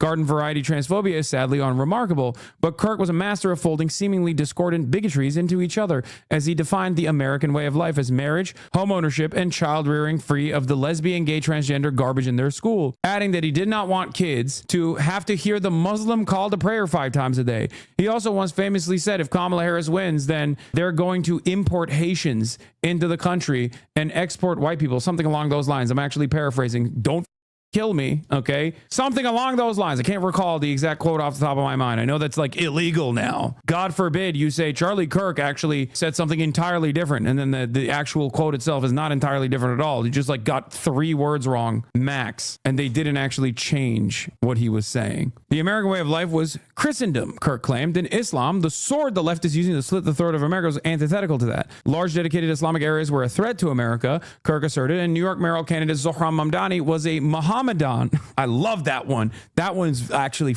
awesome. Mohammedan! Dusting off the tomes of racism. All right. With Kirk supposing that anyone trying to see Mohammedism take over the West would love to have New York a prior Anglo center under Mohammedan rule. Kirk habitually railed against black crime, claiming that prowling blacks go around for fun to go target white people. He repeated the rape accusations against Yusef Salam, a member of the exonerated Central Park 5 who is now a New York City councilman, calling him a disgusting pig who had gotten away with gang rape. Whatever distaste Kirk held for blacks was multiplied when he turned to those from Haiti. Haiti was, by Kirk's lights, a country infested with demonic voodoo whose migrants were raping your women and hunting you down at night. These Haitians, as well as undocumented immigrants from other countries, were having a field day, per Kirk, and coming for your daughter next. Yeah, I was wrong. He actually didn't say Haitians were going to replace the white population. He said they were going to come to the country and rape your daughters, your white daughters. The Haitians that are in Huntsville that are raping your women and hunting you down at night, it's only going to get worse unless Donald Trump wins.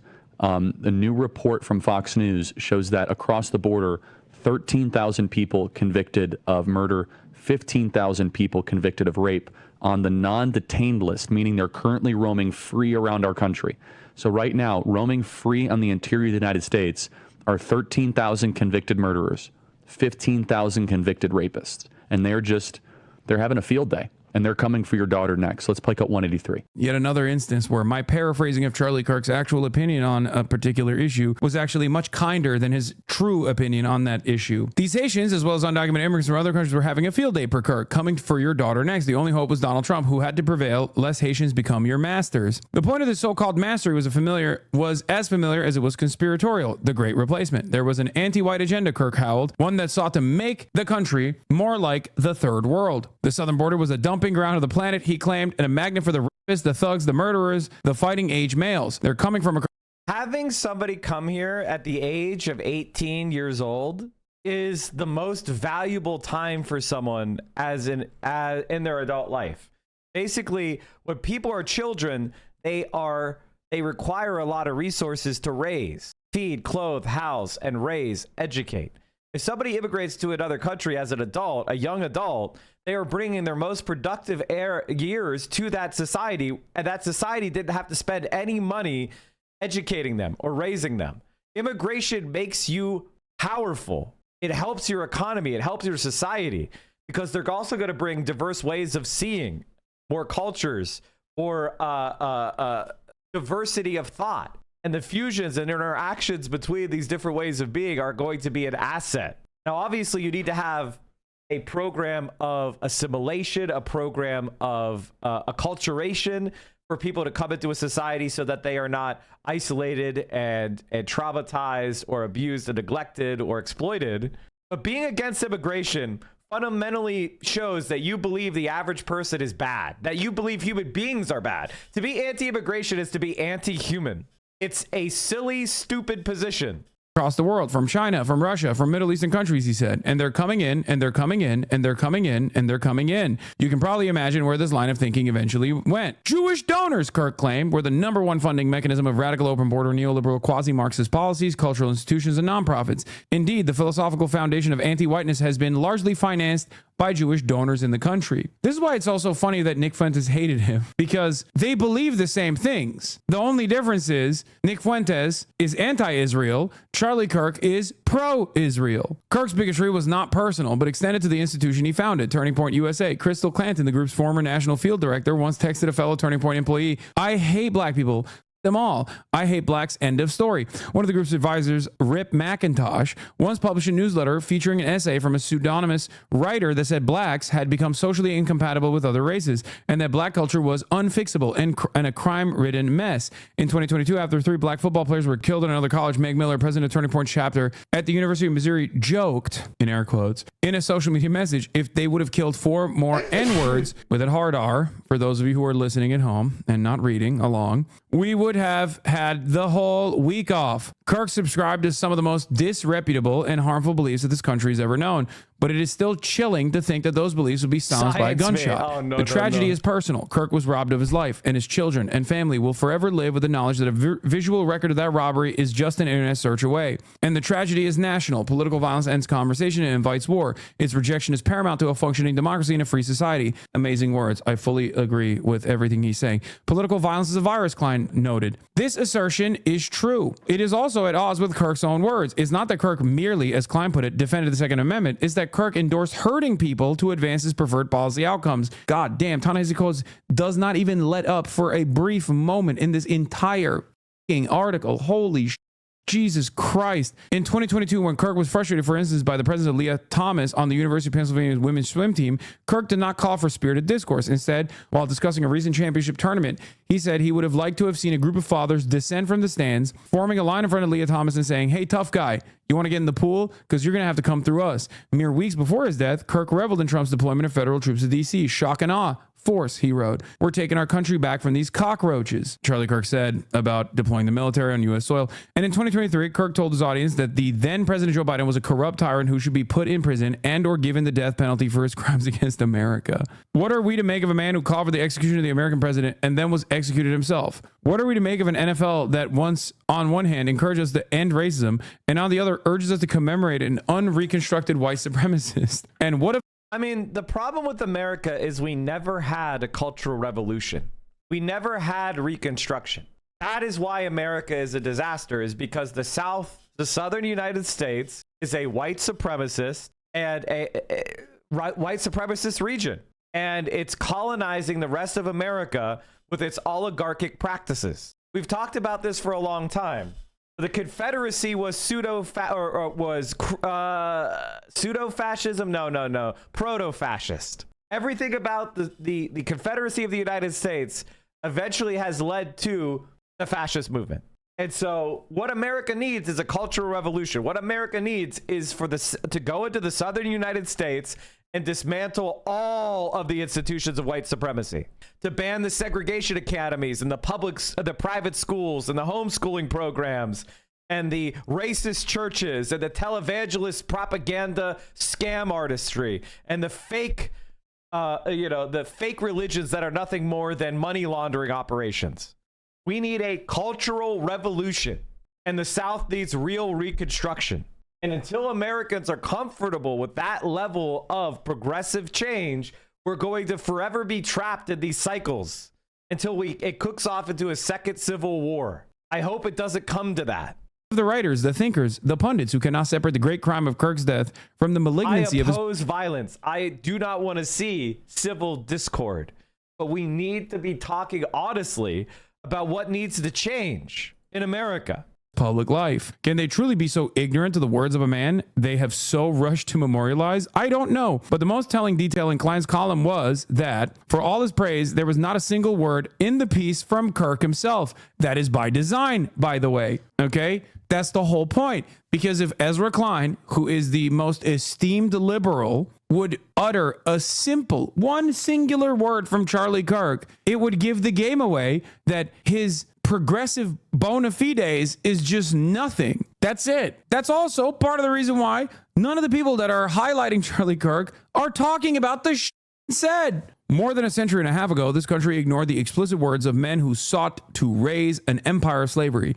It subsequently transformed those men into gallant knights who sought only to preserve their beloved Camelot. There was a fatigue in certain quarters with Reconstruction, which is to say multiracial democracy, and a desire for reunion to make America great again. Thus, in the late 19th century and much of the 20th, this country's most storied intellectuals transfigured hate mongers into heroes and ignored their words, just as, right now, giant Trump statue holding Bitcoin displayed outside U.S. Capitol to mark Fed rate decision. And did you see this today?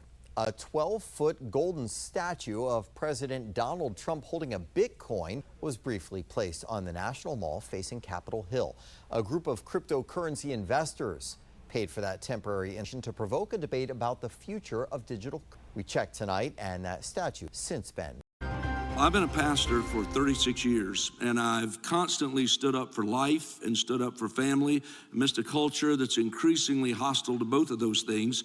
And if the Biden administration targeted Catholics, could I have been targeted by the Ray FBI as well? Well, I don't know, but I'm not going to target. Pastor and North Carolina Congressman Mark Harris and FBI Director Kash Patel during a House Judiciary hearing where both agree Christians or Catholics should never be targeted because of their faith. This all comes as Senator Chuck Grassley revealed Biden's FBI targeted not just Christians. Look at the propaganda that we now have. And the reality of why we have this propaganda is because the Democrats did not enforce the Sherman Antitrust Act. They didn't prevent the consolidation of media into fewer and fewer corporations. I mean, SNL did a skit about this. SNL did a skit, the Conspiracy Rock, 27 years ago on this. And it's far as a report about the F-35 last week where they uncovered that there had been provisions in the contract to penalize the weapons manufacturers if they delivered the fighters late. And it was like $10 million a month or something, and they just changed the law and actually gave them $100 million bonus, even though the planes were being delivered broken, non-functional, and late. In fact, they couldn't upgrade the F-35, so the Air Force, so they had parked 100 broken F-35s at the manufacturing plant, but they were worried that there wasn't enough protection at the manufacturing plant for the F-35, and they were worried that someone could come in and destroy them all. So they just accepted them provisionally to move them to bases while they were trying to upgrade the F-35. It is going to cost over now $2 trillion. Let me see if I can show you this F-35 report. Let's see if anybody covered it. The only thing I can see is Air and Space Forces magazine. Let's see if there no major. Oh, wait. The Fort Worth Report published something. The National Security Journal and the Air and Space Forces magazine are the only people to cover it. I mean, it's only $1 trillion. Why would this need to be reported on? We got Jimmy Kimmel. Action needed to solve F-35 Block 4 issues. Even after reducing the scope of Block 4 F-35 upgrades, Lockheed Martin will still need 2 years to develop and install planned improvements.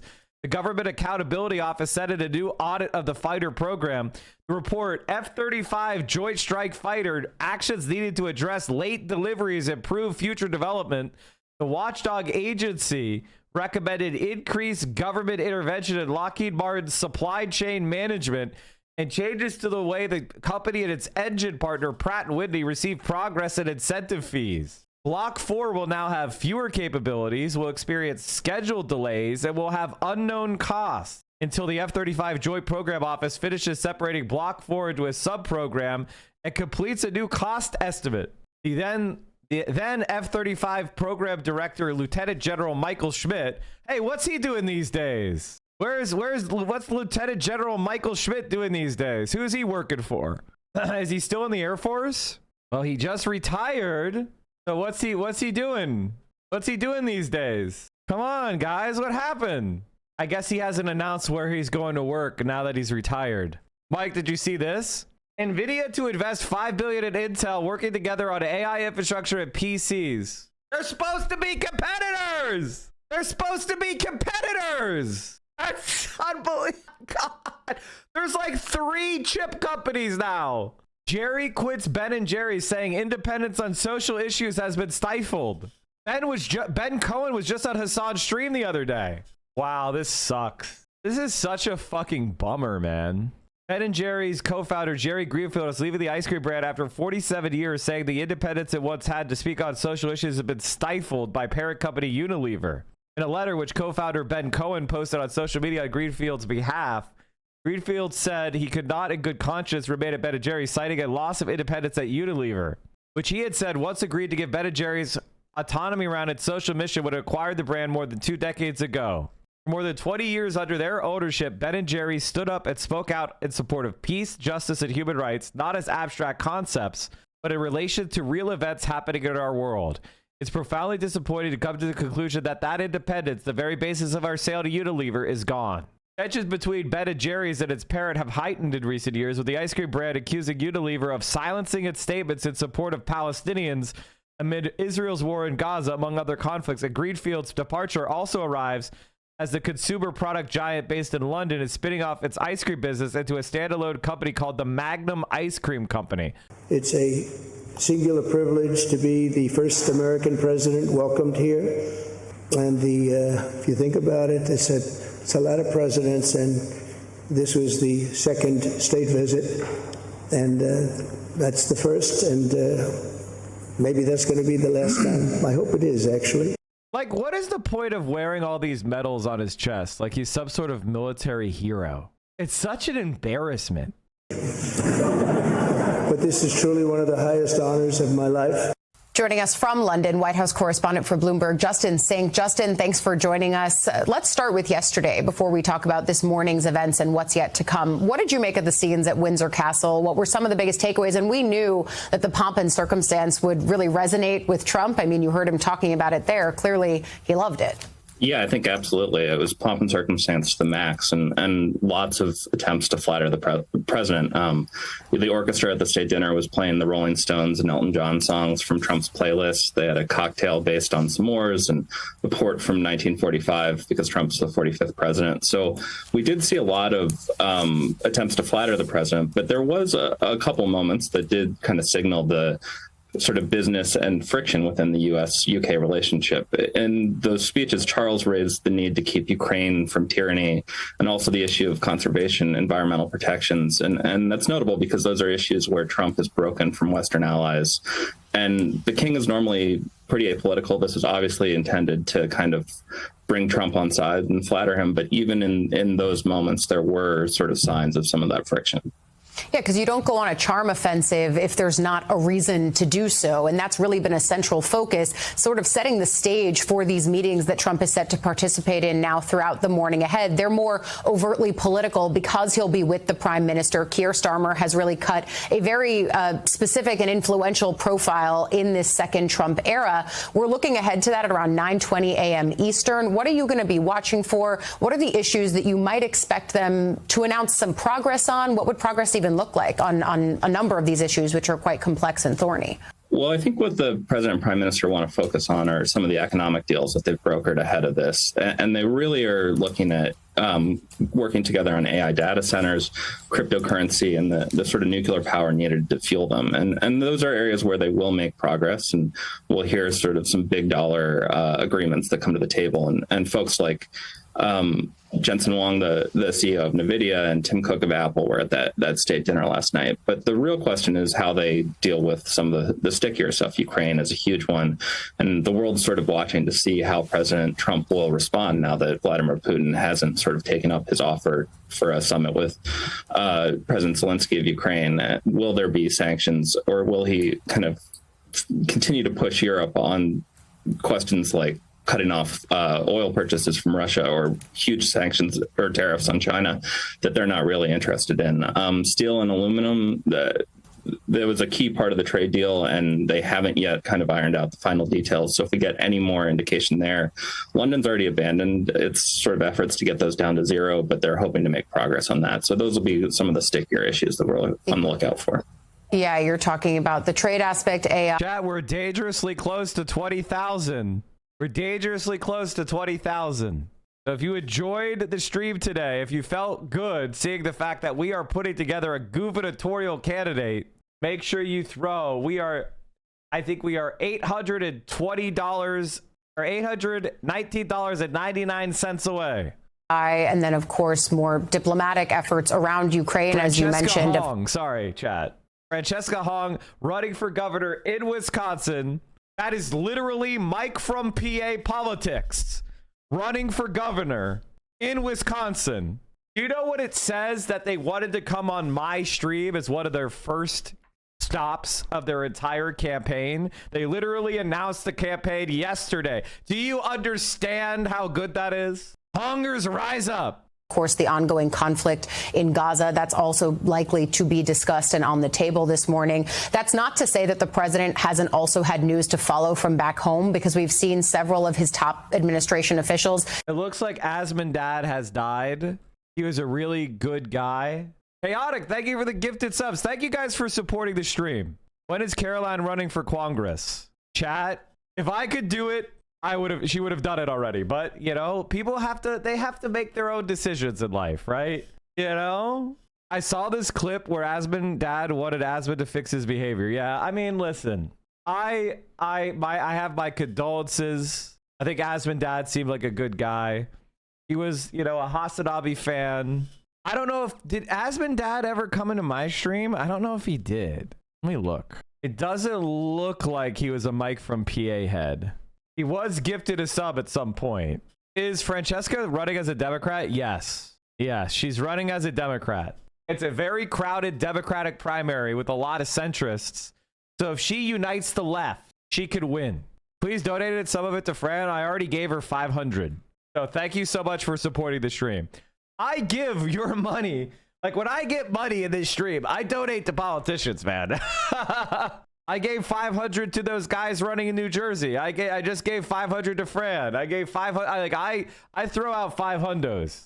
In Kash Patel's instance, literally in the hot seat. And then, of course, the former CDC director who was fired by Robert F. Kennedy Jr. also testifying on Capitol Hill. He got okay, so chat, our donation link, I can't show it because I'm logged into ActBlue. $19,190.01. That's a fundraiser right there. The rate cut that he wanted from the Fed, of course, the Jimmy Kimmel news, which we saw him weigh in on social media. Are any of these breaking through? I mean, have we heard about this from, if not the president, other members of the senior staff who are with you on that trip? Yeah, I mean, a lot of this news broke sort of in the middle of the night, though the president was continuing to tweet through it, which suggests he's probably struggling with jet lag as much as the rest of us. But I think we will. I think those are all hot button things that we're going to hear at this press conference. On Gaza specifically, there's a real question with Prime Minister Starmer. The Brits have said that they want to recognize a Palestinian state before the UN meetings next week in New York. And at the same time, I think they don't want to kind of draw President Trump into a big conflict over this issue. So will that come up at the press conference? And will it be a situation where you see a break between the president and the prime minister? That's something that we'll definitely be on the lookout for. Yeah, of course. Bloomberg's Justin Sink, thank you for setting us up on all of these threads. And we're going to be watching President Trump and Keir Starmer's press conference live as it happens on Morning Joe later this morning. Thank you. And he's now Look at Keir Starmer acting as Trump's toady. What a pathetic fucking loser, dude. Jesus is love. Jesus is life. Chat, he'll return soon, not to condemn us, but to save us. Those who put faith in him. John 3:17. So never give up on good prevailing evil. He's not going to return soon. He's not going to return on your timeline, you sophist, you idolater, you heretic. Jesus Christ is not about your personal salvation, heretical scum. He urged you to treat other human beings in the here and now with compassion and grace and friendship and kindness. Faith without works is death. That's what Jesus Christ said. He wasn't concerned about your eternal spiritual journey, heretical scum who never actually read the Bible. Don't come here to talk about Jesus if you don't live a life that is in alignment with him. And worshiping him is not what Jesus Christ was all about. You fucking God. American Christianity is just so consumer focused. Ugh. Yuck. Summer League colleagues introduced constitutional amendment to overturn Citizens United. Yeah, guys, we're just about to do it, man. I mean, this is necessary, but is a single Republican going to join in? Well, let me be really clear about Hamas. They're a terrorist organization, no part. Holy shit, Francesca raised $20,088.01.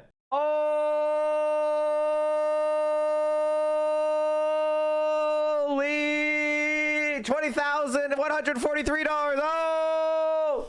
Are you a Christian or against Christianity? I would say that the best way to describe me is person who takes the theological teachings of Jesus Christ very seriously, but who does not believe in the modern interpretations of Christian deities existing. I think of Jesus Christ as a moral teacher that had a lot of nice things to say. I don't believe there's any Christians alive today, or very few. Christ was literally telling people to give glory to God and care for the people around him. Worshiping him and giving hate to your neighbor are literally, yes, it's antichrist. We have an antichrist anti-Christianity in America. And the people that use Jesus Christ the most in this country are the least Christian. And if Jesus Christ walked across the southern border barefoot with a crown of thorns on their head, they would laugh and throw him into a fucking concentration camp. They're scum. We start with the media move sending tremors across the globe. During a news conference in Great Britain this morning, President Trump weighed in on ABC taking Jimmy Kimmel's late night show off the air indefinitely. Jimmy Kimmel was fired because he had bad ratings more than anything else, and he said a horrible thing about a great... Why are you smiling, you worm? Keir Starmer, you are the Labour Party in the UK is the most pathetic, degraded party on the entire planet. Why do they even exist? What a fucking worm party. If you're in the United Kingdom, what is going on with you guys? Gentleman known as Charlie Kirk. Jimmy Kimmel is not a talented person. He had very bad ratings, and they should have fired him a long time ago. So, you can call that free speech or not. He was fired for lack of talent. Now, network late night ratings are declining across the board, but it is not accurate to characterize Kimmel's ratings as bad. In fact, his show was the top late night program, the top rated, among young viewers, which is what advertisers care the most about. That was in the most recent quarter. Now, Kimmel also didn't actually say anything bad specifically about Charlie Kirk. We're going to play his comments in full in just a moment. But first, I want to get to CNN's Elena Treen, who is in Windsor. Elena. Yeah, I actually found that moment about Jimmy Kimmel coming up during this press conference to be one of the most notable, Dana. Part of it is because not a single American reporter who was actually in the room, the press conference, asked about this. Of course, this is one of the biggest stories right now happening inside the U.S. And I remind you as well that this is an issue that the president ran on, this idea of protecting the First Amendment and free speech, banning government censorship. It was actually one of the first executive orders that the president signed when coming into office for his second term. It was actually a British reporter who posed this question about Kimmel to the president. Now, as you heard there in what he had said and what you played from the press conference, the president kind of dismissed it, tried to blame it on bad ratings, but he did not mention the intense pressure we know that there has been on some of these companies, specifically on ABC after Kimmel's remarks regarding Charlie Kirk from the FCC chair, Brendan Carr. Now, we did hear Brendan Carr this morning discuss some of this. Listen to what he said. They went from being court jesters that made fun of everybody, as should happen. You should parody everybody. Trust me, I'm getting my fair share of parodies, and that's fine. But they started replacing that and becoming court clerics and enforcing a very narrow world view. And I think that just tanked the business model. Again, President Trump has sort of unlocked the ability of companies to say. In other words, what you're going to censor them because of your taste? I have to say that everyone is dumber. I think people are literally dumber than ever before. A noticeable drop in IQ. Oh, ChatGPT is making people dumber? What the? Wow, chat. Vio made me a beef Thai bowl. Look at this. Like a Thai curry. And there's even a lime wedge. This looks good. Yummy. Thank you, Vio. Are you streaming? Okay. Chat, we are in deep trouble. The stupidity is insane. We need to go a different direction. Look, I mean, clearly, I think this is a very major story, obviously, back in the U.S. right now. And in part of this, again, is because this has been such a big issue for the president. And even if you think about the vice president, when J.D. Vance has come to the U.K., come to Europe, he's brought up free speech. We also know, of course, free speech is one of the things that the British prime minister is battling right now. A lot of criticism over how he is handling that here in the U.K. All to say, it clearly has been something that has been on the president's mind as well. He posted about Kimmel just after 1 a.m. He was actually inside Windsor Castle behind me when he did that. One of the few things he posted about while being here in the United Kingdom for this state visit. And so for him to dismiss this, of course, try to downplay it as bad ratings, saying Kimmel has bad talent, completely, I think, dismissing the pressure we've seen from his FCC chair. The right to free speech is part of why the United States is not part of Great Britain anymore, but we can talk about that later. Thank you so much, Elena. I want our viewers to hear for themselves exactly what Jimmy Kimmel said on his show Monday night, and then what the FCC chair, Brendan Carr, said yesterday. We hit some new lows over the weekend with the MAGA gang desperately trying to characterize this kid who murdered Charlie Kirk as anything other than one of them and doing everything they can to score political points from it. In between the finger pointing, there was grieving. On Friday, the White House flew the flags at half-staff, which got some criticism. But on a human level, you can see how hard the president is taking this. My condolences on the loss of your friend Charlie Kirk. May I ask, sir, personally, how are you holding up over the last day and a half, sir? I think very good. And by the way, right there, you see all the trucks?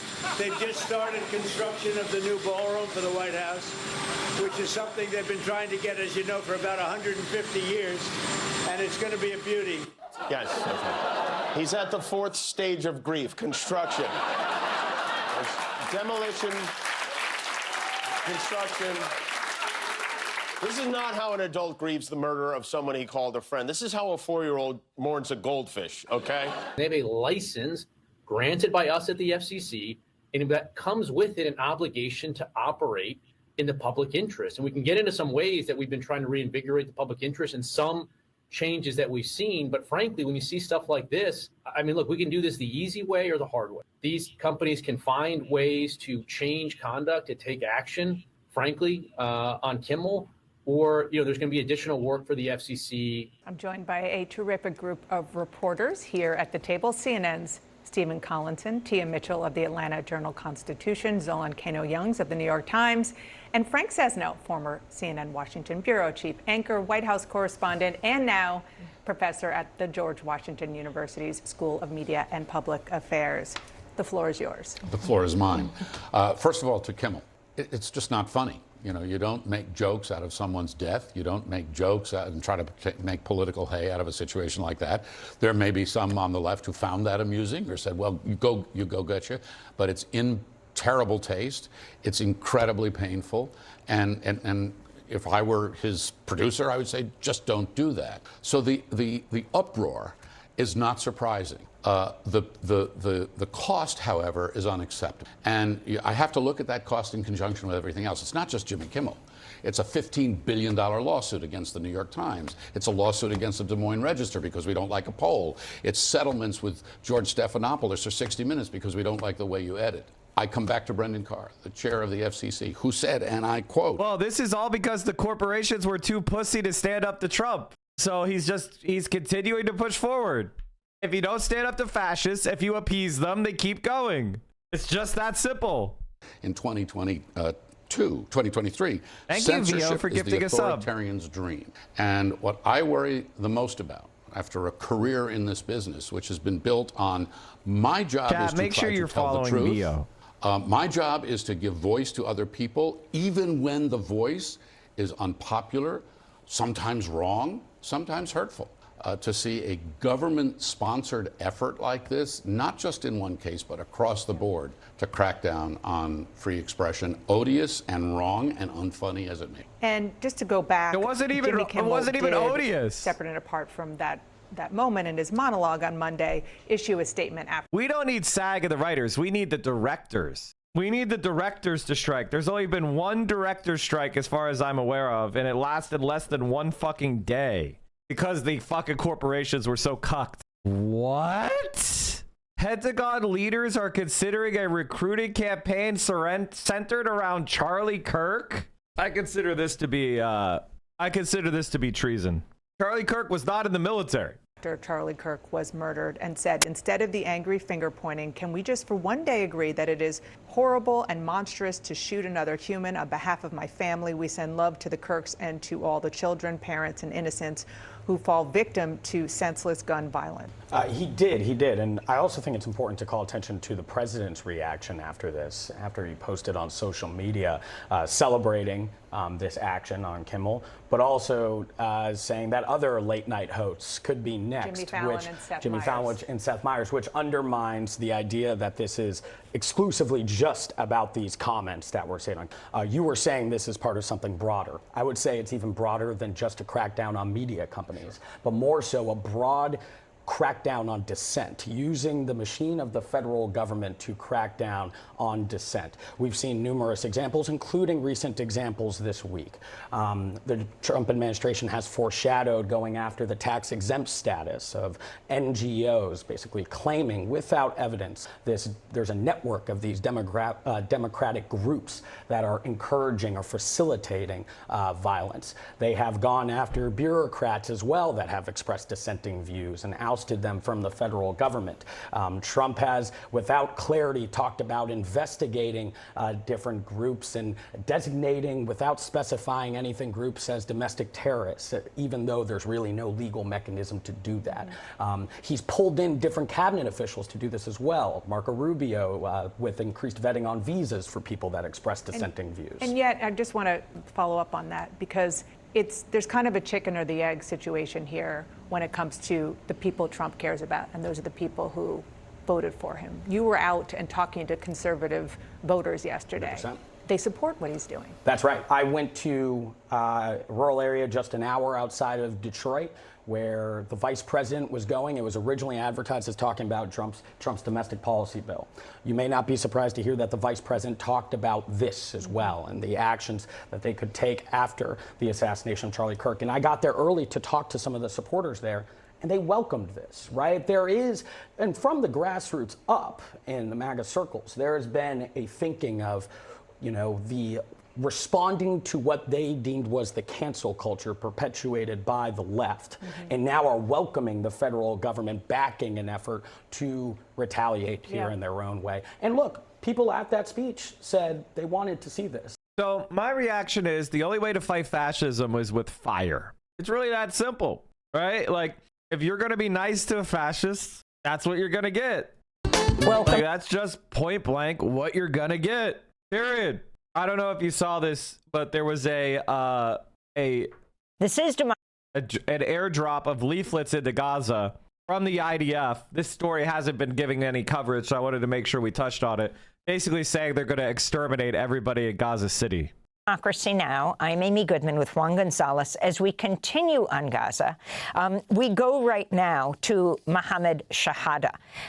He is a writer and analyst. He is from Gaza City. We thank you so much for being with us.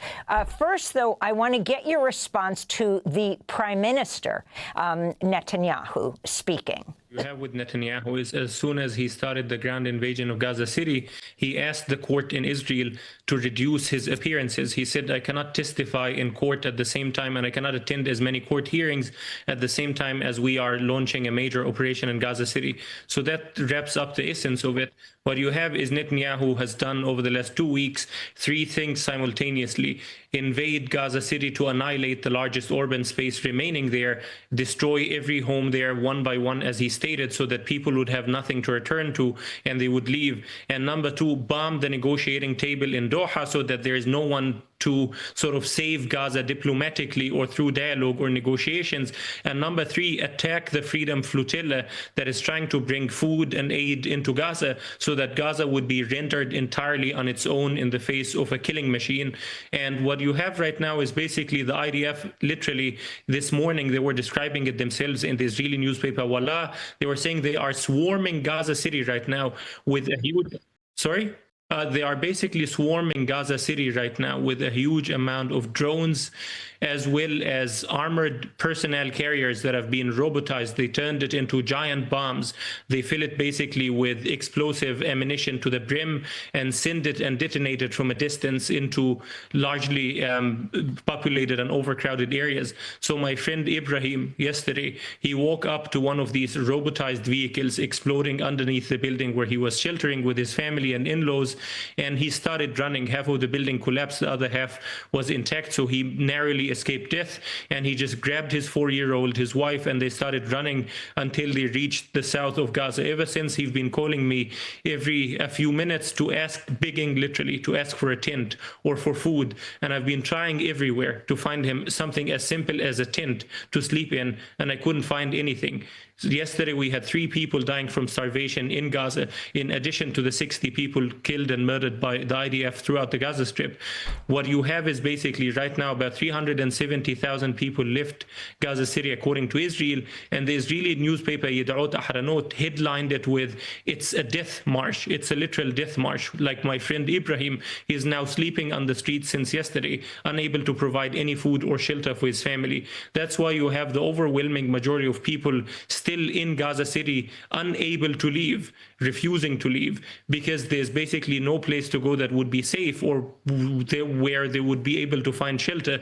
And you have basically right now, the internet has been cut off from northern Gaza and Gaza City since this morning, as well as the continuous bombardment. It's like 9/11 style Israeli bombing of high-rise towers throughout the Gaza Strip, especially in Gaza City, to terrorize people into fleeing, while at the same time they understand that those people cannot flee. Yesterday, Israel called on a family to flee south. As soon as they took a car and tried to flee, they bombed them on the way, killing every single member of the family. So it's just extermination for the sake of extermination. And Mohammed Shahada, the United Nations inquiry has found that Israel has committed genocide during this 2-year assault on Gaza. What's the significance of this to you at this moment? Well, it's way long overdue. It's not just UN officials, but I've heard it from European Union officials for the last 14 months, 15 months, where they have been saying behind closed doors that Israel has shown a clear intent to annihilate Gaza and finish off the Gaza question once and for all. Last year, around July, so exactly 14 months ago, I met with the European Union leader, and as soon as I entered the room, he circled his tablet, his personal iPad around the table to show satellite imagery that the EU has been collecting of Gaza neighborhood by neighborhood, and I kept zooming in to try to figure out anything.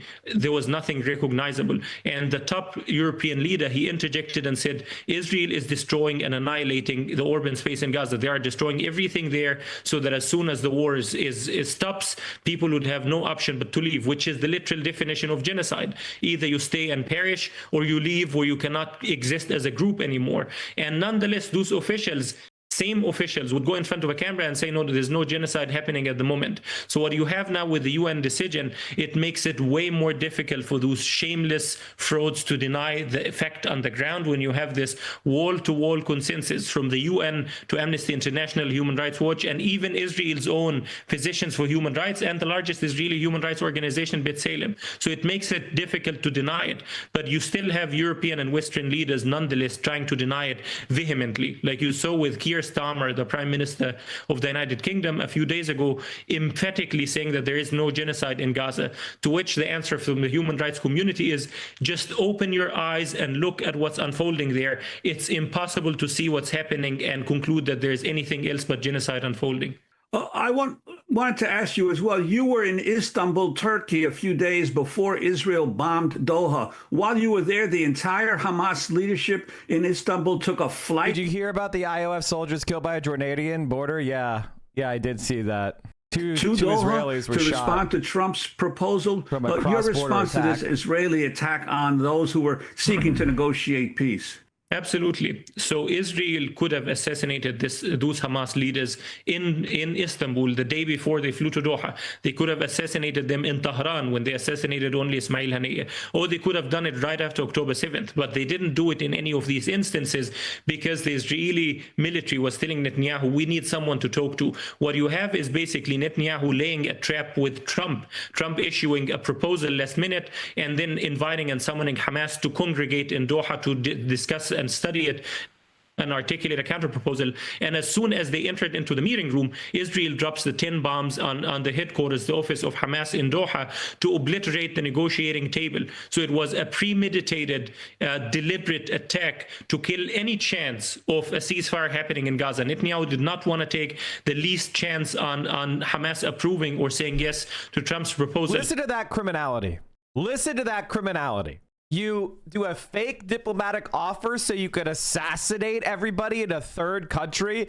This is medieval. It's not even, this is worse than the way the empires acted during the fucking age of empire. This is worse than the 18th century. This is worse than the 17th century. This is some sort of barbaric shit.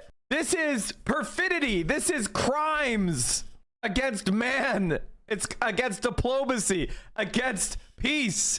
These are war fucking criminals, and they have to be punished. They have to be. And you have basically a White House that's willing to play along with it, no matter what Israel does. So you got reports basically saying that Trump was frustrated with Netanyahu and saying every time there's progress, Netanyahu sabotages it or bombs people. But at the same time, you had Marco Rubio immediately flying to Israel and saying there may not be a diplomatic solution for the war in Gaza. The military option is the only one, right on the day before Israel invades Gaza with everything they have. So basically, they're giving the absolute green light to the Israelis to turn Gaza into a howling wilderness, into this apocalyptic scene that cannot even be described in words. Like there is apocalypse, there's catastrophe, there's disaster, there's genocide, and then there is Gaza. It's beyond anything that the human language can capture at this moment. Yes, you have Rubio saying sometimes when you're dealing with a group of savages like Hamas, that's not possible. He was talking about a ceasefire. And you have Netanyahu going to be visiting the White House for the 4th time since Trump took office this time. And you have thousands of Israelis protesting outside Netanyahu's house. He's being in trial for corruption, demanding an end to its war on Gaza. The significance of this. Well, basically, right now, you have the entire Israeli military and members of the government, ministers from Netanyahu's government saying this is enough. The job in Gaza has been accomplished. Gaza is no more already. What we need to do is basically prevent reconstruction in the war now, continue to carry out Lebanon-style assassinations and targeted bombings. No one's going to stop us. And the genocide can proceed slowly, quietly, and without even the public appearance of it. If you just lock Gaza, close it off, and give people only one option, leave or stay and perish. But on the other hand, you have Netanyahu, who is willing to burn everything, willing to turn Israel into a pariah state. He stood up in front of a podium 2 days ago and said that Israel was becoming Sparta and Israel was becoming increasingly isolated. He saw it as a positive thing, that Israel is now standing against the whole world because he wants to be remembered as Winston Churchill / FDR, the person that oversaw a great disaster and then managed to achieve victory, or at least an image of victory that would wipe away that shame from his reputation. On the other side, he wants to see the job in Gaza completed to the end. He doesn't believe that if Gaza City remains half destroyed or 70% destroyed, that this is enough to push people out. I have family in Gaza City who've literally burrowed underneath the rubble of their homes and chose to stay there instead of leaving southwards and sleeping on the street.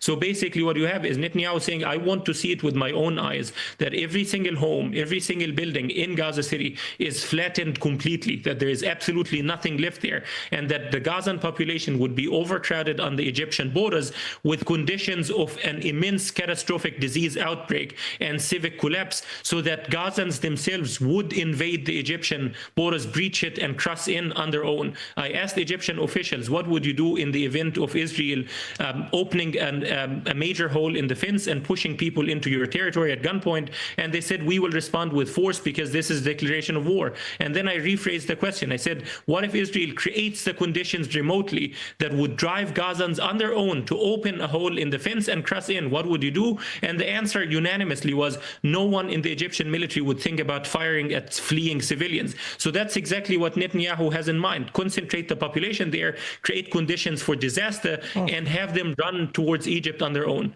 Thanks for watching Democracy Now! On YouTube. Subscribe to the channel and turn on notifications to make sure you never miss a video. And for more of NGOs don't stop genocide. Doctors don't stop genocide. Human rights investigators don't stop genocide. State stop genocide. Companies can stop genocide.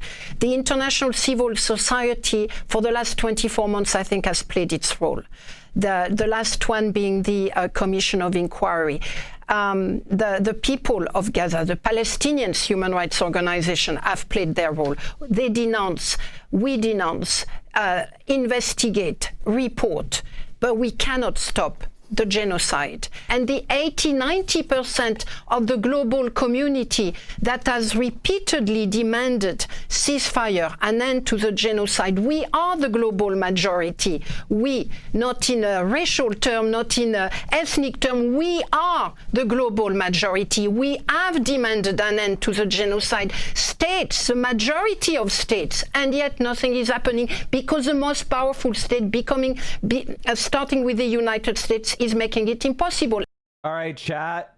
Just wanted to say that we have successfully raised over $20,000 for Francesca Hong for governor today, this morning. If you have wanted an unabashed socialist and pro-Palestinian candidate, anti-imperialist candidate, this is it. Put your money where your fucking mouth is. The least you could do is like these tweets, comment, retweet. She's already got 8,000 likes on her announcement video. We are going to win a governor's fucking mansion, but I need your help to do it. She said she raised 40K. Yeah, she had raised 40K before she came on. She raised 40K before she came on. We raised another 20K. That's 60K.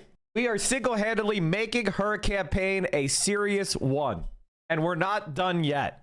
Rat King's dad, Asmund dad died, and we I think Asmund dad seemed like a good guy. It's a shame that, pancreatic cancer is a horrible disease. I just want everybody to have health care. It's a shame that Asmund doesn't, but I give my condolences to him nonetheless. Trump to reporters on Air Force One, fly safely. You know why I say that? Because I'm on the flight. Otherwise, I wouldn't care. What a fucking freak. Anyway, chat, spread this far and wide. We're going to do our best to push Francesca across the finish line. All right. What else did I want to cover? Oh, one more thing before we go.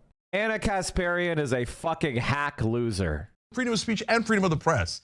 And Trump doesn't understand that. And so now taking out people who make fun of a politician to serve that up on a silver platter to Trump, no way. Disgusting. I think I disagree with you.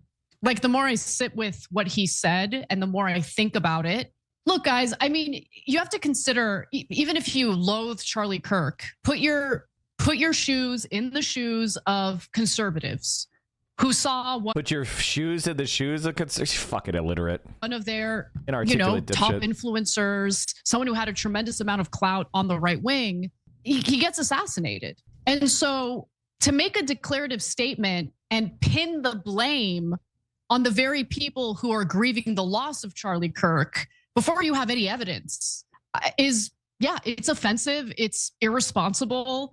Freedom of speech and freedom of the press. All right, everybody, I'm going to call it there today. I'm going to send guys, gals, non-binary pals. Thank you so much for all the support. Thank you guys for turning up for Francesca, making me look good. I appreciate all of you. Stay safe out there. Solidarity forever. We're going to fucking win. If you tell me you're a doomer, I'm going to slap you across the face. We're going to fucking win. All right, everybody, stay safe. I'm sending you to the brain domain, my friend Joshua, one of my besties, great guy, and somebody who, if you need somebody who can give you some guidance, he's a mental health professional, super intelligent guy, super thoughtful, impeccable vibes. Say hi to Joshua for me. Stay safe out there. Solidarity forever, my friends. And of course, a lefty. I'll see you soon. See you tomorrow. Socialism will